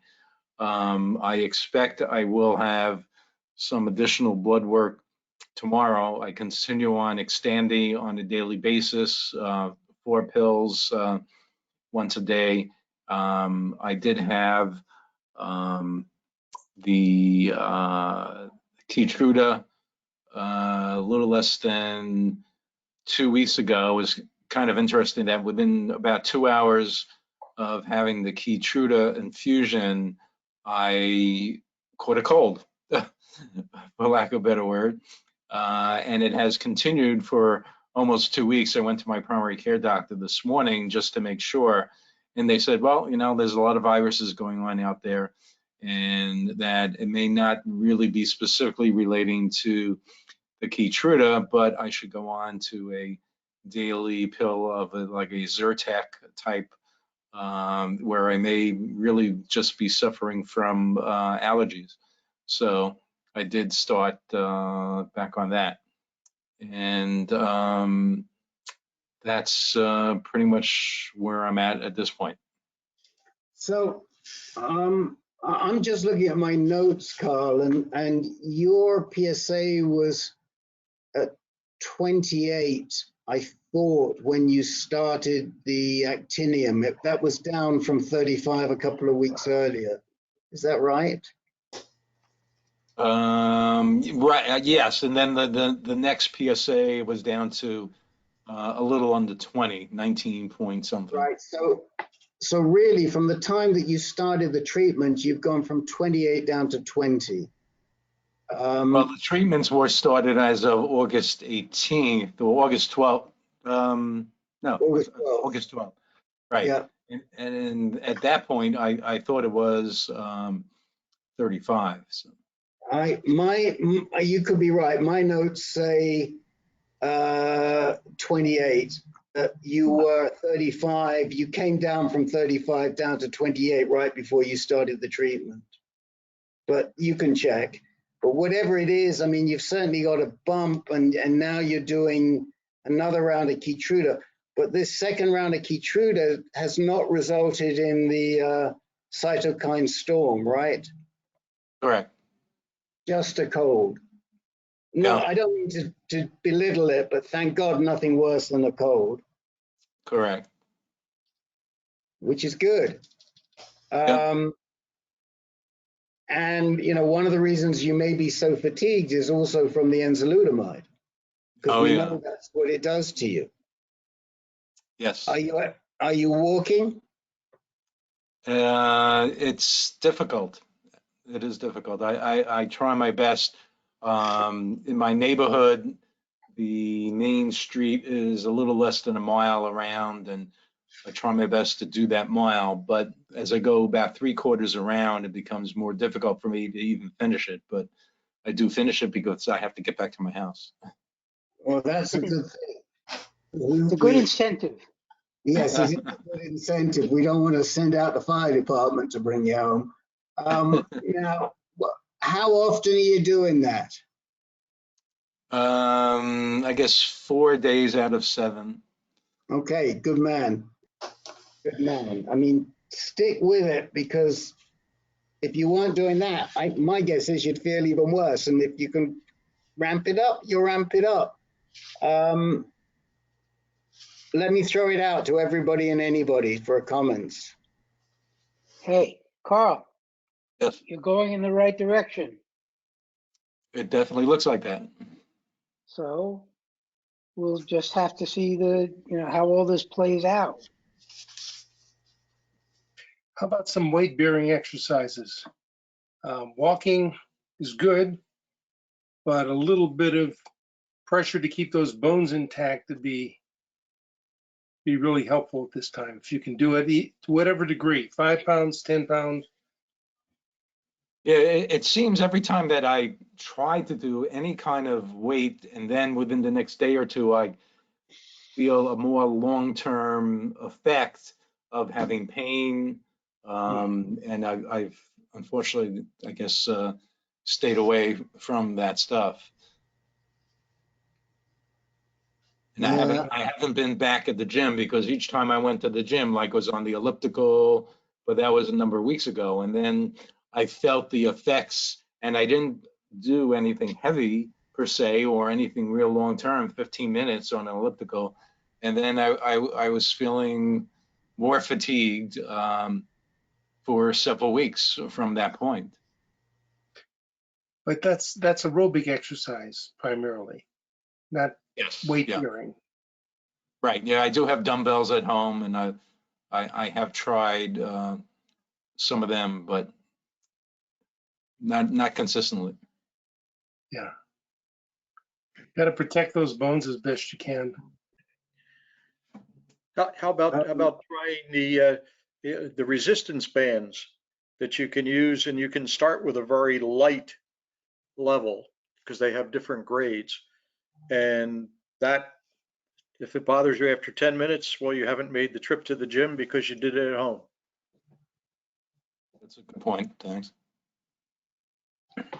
You know, I do think, as important as we all recognize resistance to be, and we talk about it a lot, I think that in terms of fighting the fatigue, the aerobic is probably going to help you a little more. That's not to say you should ignore the resistance, but whatever you can do to get your heart rate up a little bit is going to help you with the fatigue. I know it's counterintuitive, but it works. Anybody else want to talk to Carl? And yeah, I mean, just we're all with you. We just hope it keeps coming down. The walking does help me quite a bit, Rick.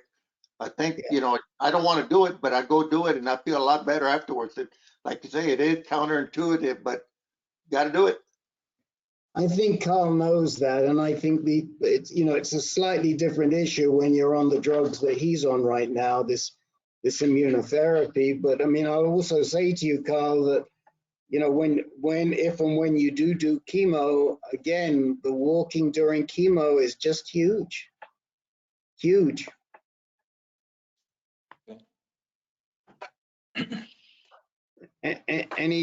Anyone else, or can we move along?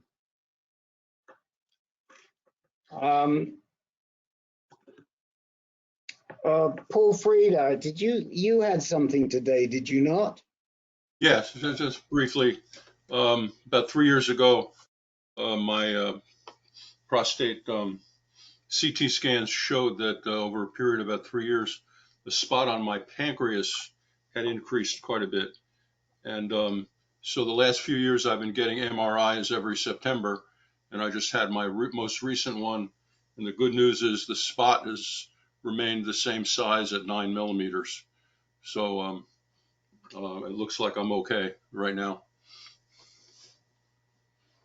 Pancreatic cancer is kind of frightening because that's one that can take you down in a couple of months. Yeah, no, I mean that is. I'm sure you were very relieved to hear that, to see that, Paul. Yeah, for sure. Anyone else had any similar experiences to that?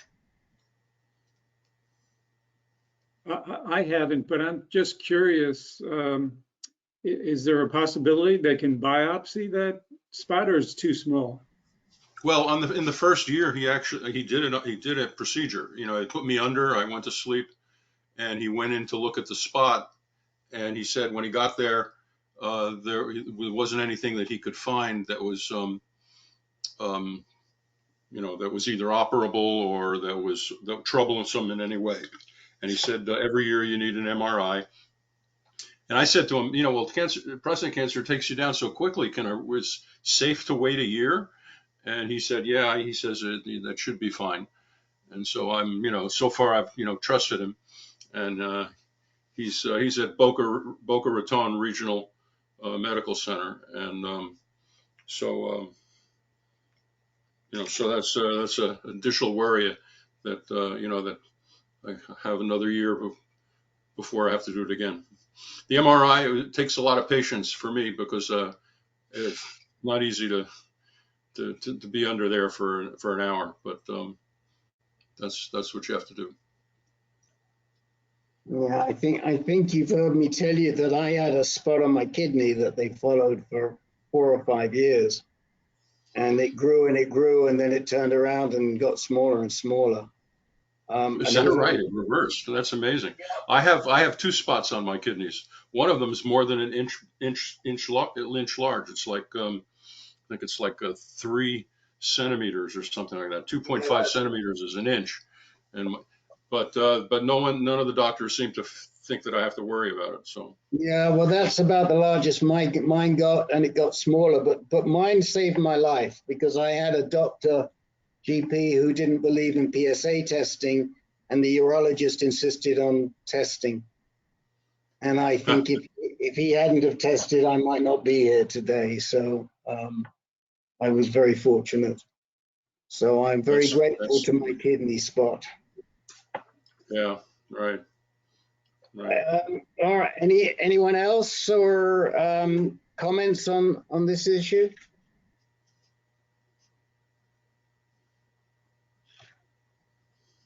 Okay, let's speak with Jimmy. I don't think we're going to get to exercise today. Keep it in your back pocket. Keep it for Peter next week. I keep it in my front pocket, buddy. Sorry. I'm happy to talk about it anytime. I think it's been. Me too. It's been Steve, important. Everything. we may, but let's just see. Steve's, we're almost there. I think we've got Steve Saft and Gary and the exercise. So we'll see if anybody wants to hang around to talk about exercise, because I'm always happy to do that. So let's go to Steve Saft, and then we'll go to Gary, and then we'll check and see if anybody else has got anything. Okay. It's my turn. I started chemotherapy, cabazitaxel, as first-line chemo on Thursday, September 23rd. And so far, I think I would say that I feel better since having it. I think the anxiety of anticipation of chemo was bothering me more than the actual chemo has. I also, talking about exercise, I've exercised almost every day on my elliptical machine, which is over my shoulder here. And, you know, I do anywhere from 40 minutes to an hour and 10 minutes. And tonight I did 36 minutes in between having a light bite and waiting for this meeting to start. And I think it helps a lot. I always feel better after I exercise. And it's mostly the ignition doesn't work as well as it used to, but the motor seems fine once I get on the elliptical machine. So, you know, I just keep pushing myself onto it, and I think it helps a lot. And I've heard other people say it helps here, and I will keep doing that. I fully realize that the effects of chemo are cumulative. My expectation is that I won't feel this good all the time afterwards. And I do get tired a little bit more quickly in the evening and days that I don't, in a different way than I did before chemo. But by and large, my report is that there's nothing to report from the chemo. So well, we like that. Now, you've done one, right? You've just done the first session. I did it Thursday, the 23rd. I walked outside on Saturday, but you know, and I guess at that point I was still in the, you know, they gave me massive doses of dexamethasone and a couple other things with it. I think I got 12 milligrams with the infusion of cabazitaxel. We'll see. I actually decided to get I get an annual physical. I usually get it in the fall, and I'm going to see my personal care physician on Monday to start a pretty thorough physical to see that all the other organs in my body are operating the way they're supposed to. Well, by and large, it's a great report. I'm really happy that you're not having too much side effects from the chemo after the first session, although that's maybe the guys who have done chemo. I don't know how many people have done cabazitaxel, that most of them are docetaxel guys, but maybe they'll comment on that to you right now. I think it does tend to catch up with you after a couple of sessions, but less so with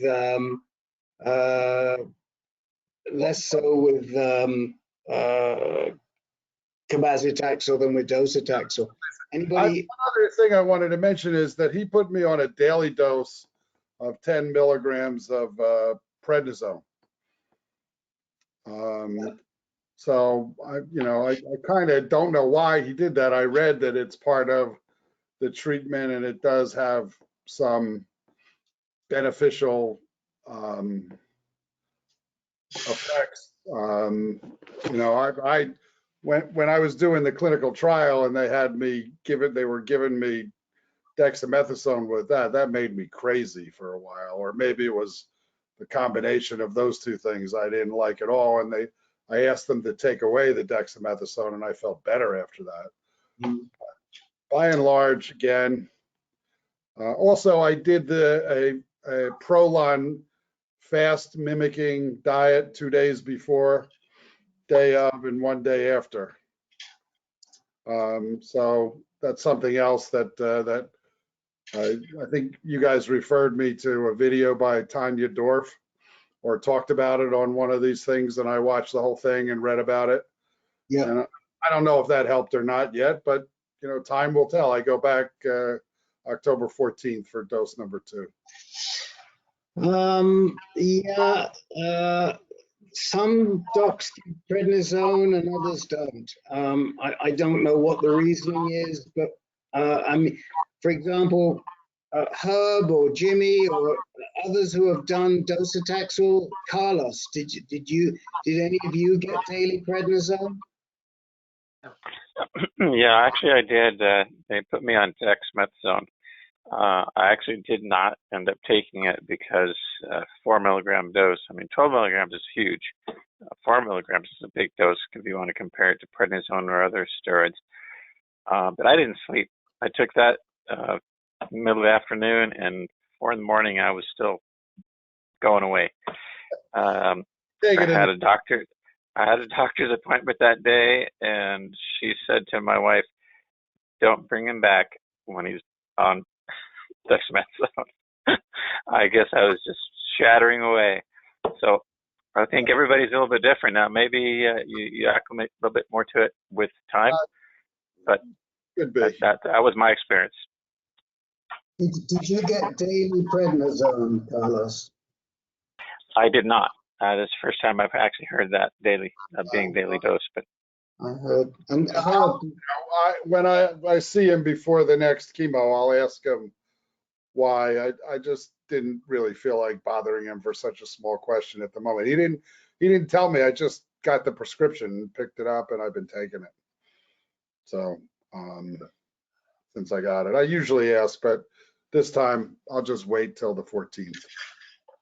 Anybody else want to say anything to Steve about his treatment? I think, I'm glad that you're reacting so far so good. Has anybody else taken cabazitaxel at all, as second line or first line? No. Okay, interesting. Maybe it really is less toxic, or maybe this other stuff is happening. But either way, for the moment, I'm not changing routine. Well, I will tell you that we've had plenty of guys that have taken cabazitaxel, and by and large, they seem to do better on it, and it does seem to be less toxic. Not everybody. We've had a couple of guys that just couldn't tolerate it, but it's rare. I think one guy I can remember who just responded really badly to it. That was a long time ago. That must have been 6 or 7 years ago. But most of the people that we've ever had that have used it have felt much better on it than the docetaxel. All right. Well, we'll continue to see. And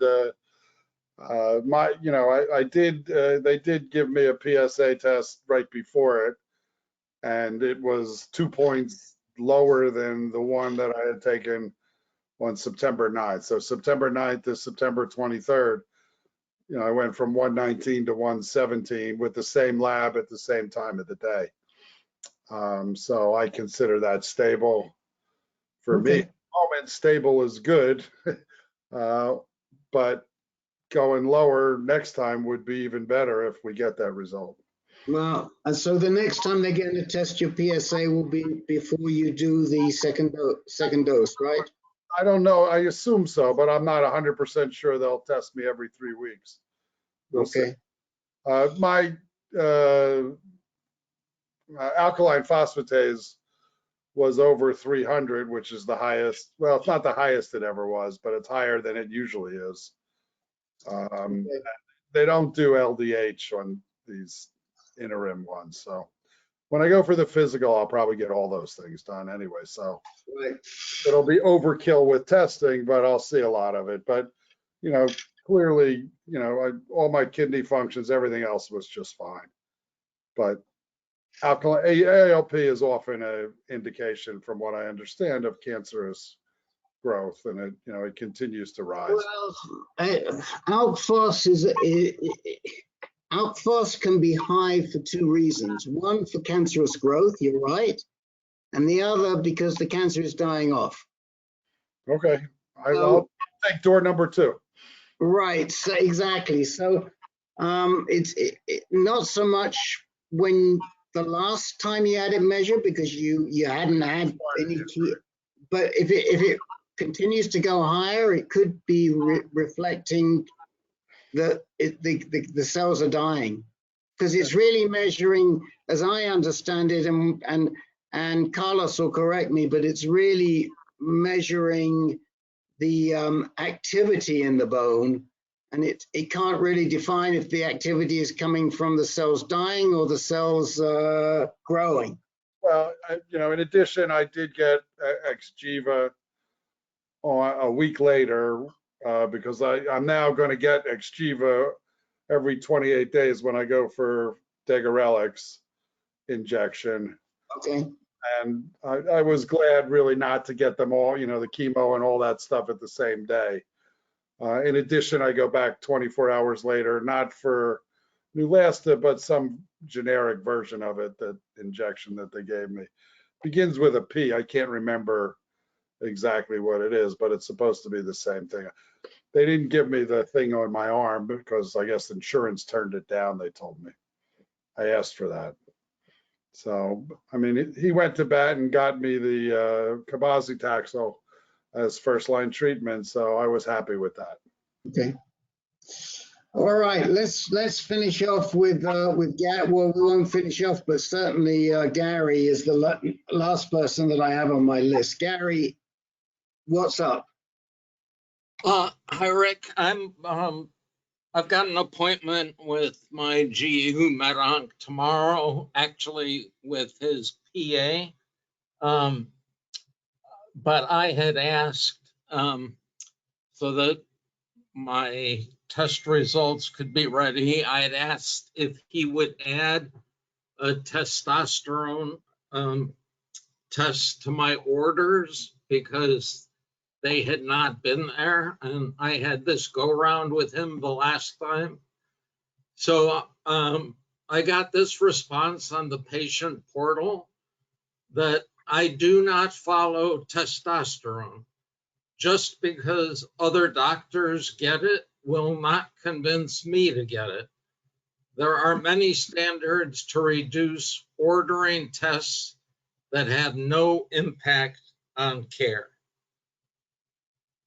So I don't know if anyone else has encountered this. I can't believe that with the drugs I'm taking to destroy testosterone, I can't request to know what my number is. But to your point, Rick, he would argue that in his view, the testosterone result would not change his treatment. And who is this that's saying this? This is your favorite doc. Carducci. That's what I thought. That's exactly what I thought, but I didn't want to say anything before I verified. Look, you've heard, I don't know what to say. You've heard us say enough times that there's no point in taking testosterone reducing drugs if you're not checking the level of the testosterone. Some docs don't like to do it. It beats me why. and it's not particularly expensive. And I think that the docs that either won't do it or I guess the docs who won't do it is not my kind of doc. But I don't know. I have to be careful what I say here about Carducci. So, No, well, Rick, no, you don't. I mean, I think it's ridiculous. It's a cheap test. It provides some information. Now, I agree, it probably isn't going to change treatment because it's going to come back, Gary, below measurable.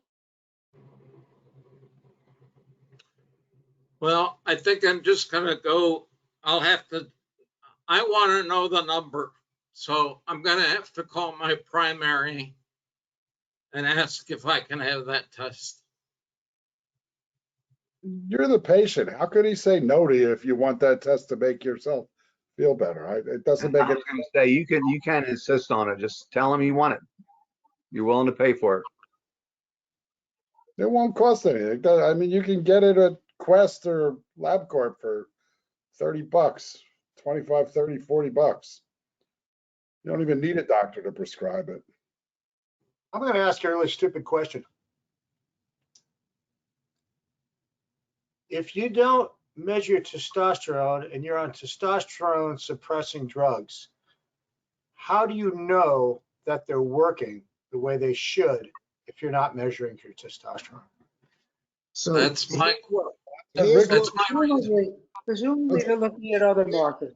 Let me answer that, okay? And then Herb.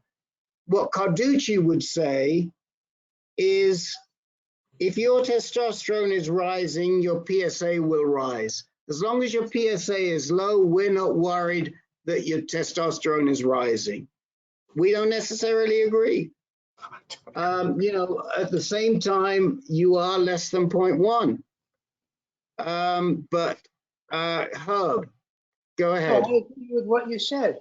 I mean, that's what he's going to say. He's going to say, if your PSA is low or stable and not going anywhere, that's a sign that you don't have any testosterone. And then he would also ask, and then Gary, if you ask him, if you say, well, will you start looking at it if my PSA goes up? And he probably is going to say, of course. Okay. I mean, thanks. I don't agree with it, Rick, either. I think it's, I mean, every one of my measurements comes back below measurable levels. And clearly that doesn't provide much information, but it's there. I mean, in a lab, one of the things we do, I will tell you, whatever procedure we do, if it's designed to knock down something, we measure the level of the something to make sure that the knockdown is working. So I don't see why he wouldn't want to do it, but I'm not him. You know, I think that you have to make your own decision, Gary, based on that. I mean, you know, if I had a doc like that, I personally probably would not stay with him if I had other choices. If I had no other choices, I would say, okay, it is what it is. But you know that the other choice. I mean, unfortunately, it's going to be too difficult for you to switch within Hopkins. I suspect that's usually the situation. Although we have known somebody who has switched within Hopkins, but it's not easy. The other thing then is that you have to go somewhere else, and I gave you the name. I mean, that lady in Fairfax gets good reports. I'm going to talk to her. So thank you. I'm sorry that you're going through this. It's, you know, this is one of the reasons why I'm not a fan of this particular doctor. It's so petty. I agree.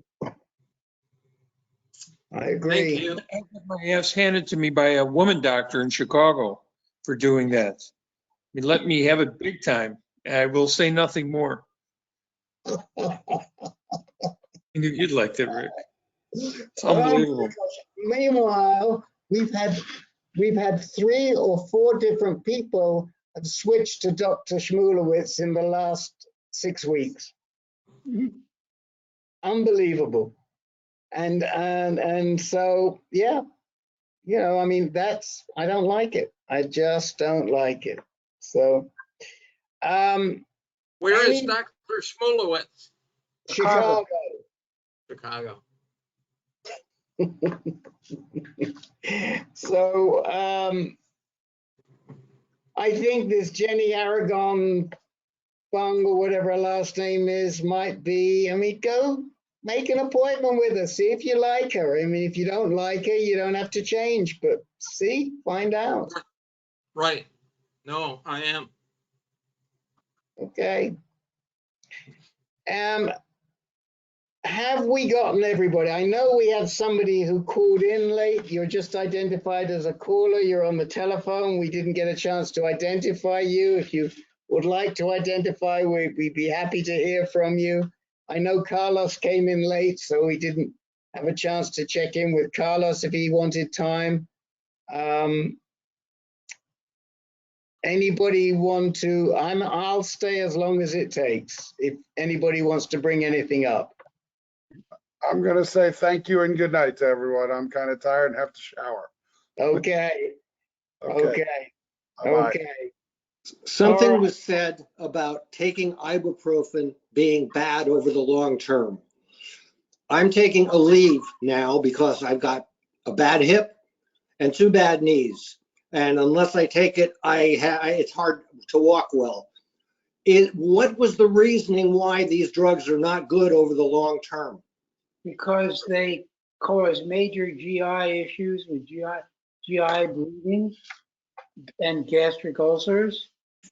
Well, I take Prilosec and have no problems, but no, I understand. That was the reason, though. And let's defer to Dr. Carlos. Do you have a comment on long-term use of anti-inflammatories? You know, you have to look at the whole picture, and part of the picture is some of these people are being put on steroids, and that's going to be a contraindication because you're going to end up with GI bleeds and issues.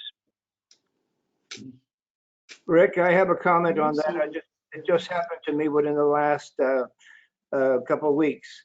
My primary care doctor told me that my liver enzymes were elevated. So I showed her my list of medications. She says, cut out Tylenol. And then I started researching it, and Tylenol is the worst of them all. NSAIDs are also bad. I was also on Tylenol daily and naproxen daily for about 5 years because my double hip operation. So I'm supposed to take a blood test on 21 October to see after 6 weeks to see if blood levels with my liver are back to normal or not.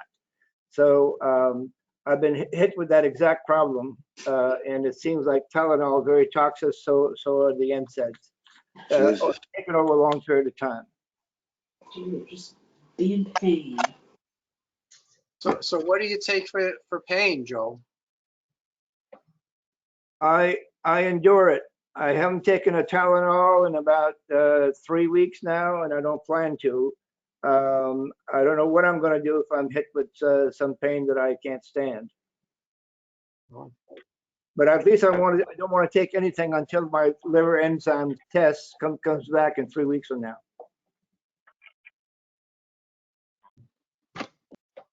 Okay.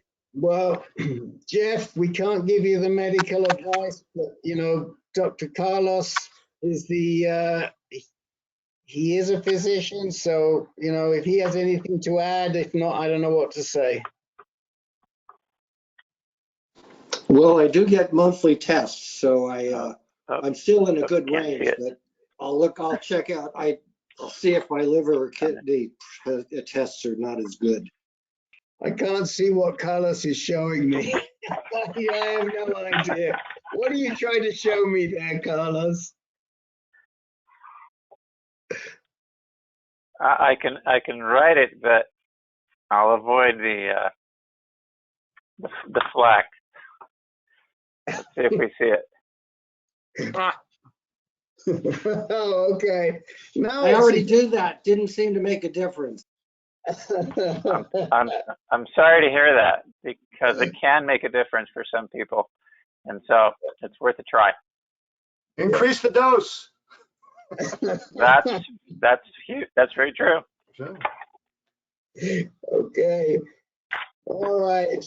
I'm not sure the general will go for CBD though. Will you consider CBD, Joel?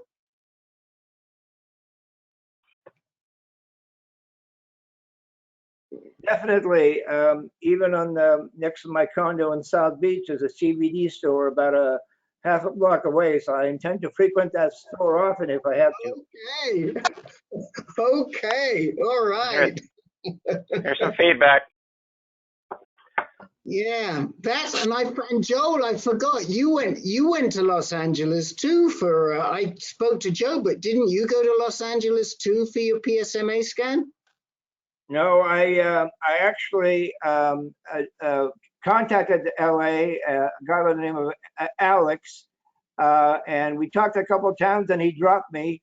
And I was also okay with that because I decided to go to with TRICARE to Fort Belvoir, which was much closer to me. All right. That's how I got it. Yeah. All right, guys. Well, listen, next week we're back with Len. Hopefully he'll have enough time to stay through the meeting. That will be on Tuesday, the 12th. Remember that meeting starts at 6 o'clock Eastern, not 8 o'clock Eastern. And figure it back from there. And we will see you all then. Oh, I do have one other quick thing, and whoever's left and whoever listens to the recording. We need another part-time paid person to help Alexa. And so if you know anybody, if any of you have got family, kids, grandkids, anything who are looking for a really good stay-at-home job that is significant and contributes, get in touch with us because we've got to hire somebody as soon as we can to help out Alexa, and that's paid. That is a paid job. So we need help. Okay, I know I need help, but you've known that for many years. Okay. Speak to you. Thanks, Rick. See you Good later. night, everybody. Take care. Good night. Good night. Good night, everyone.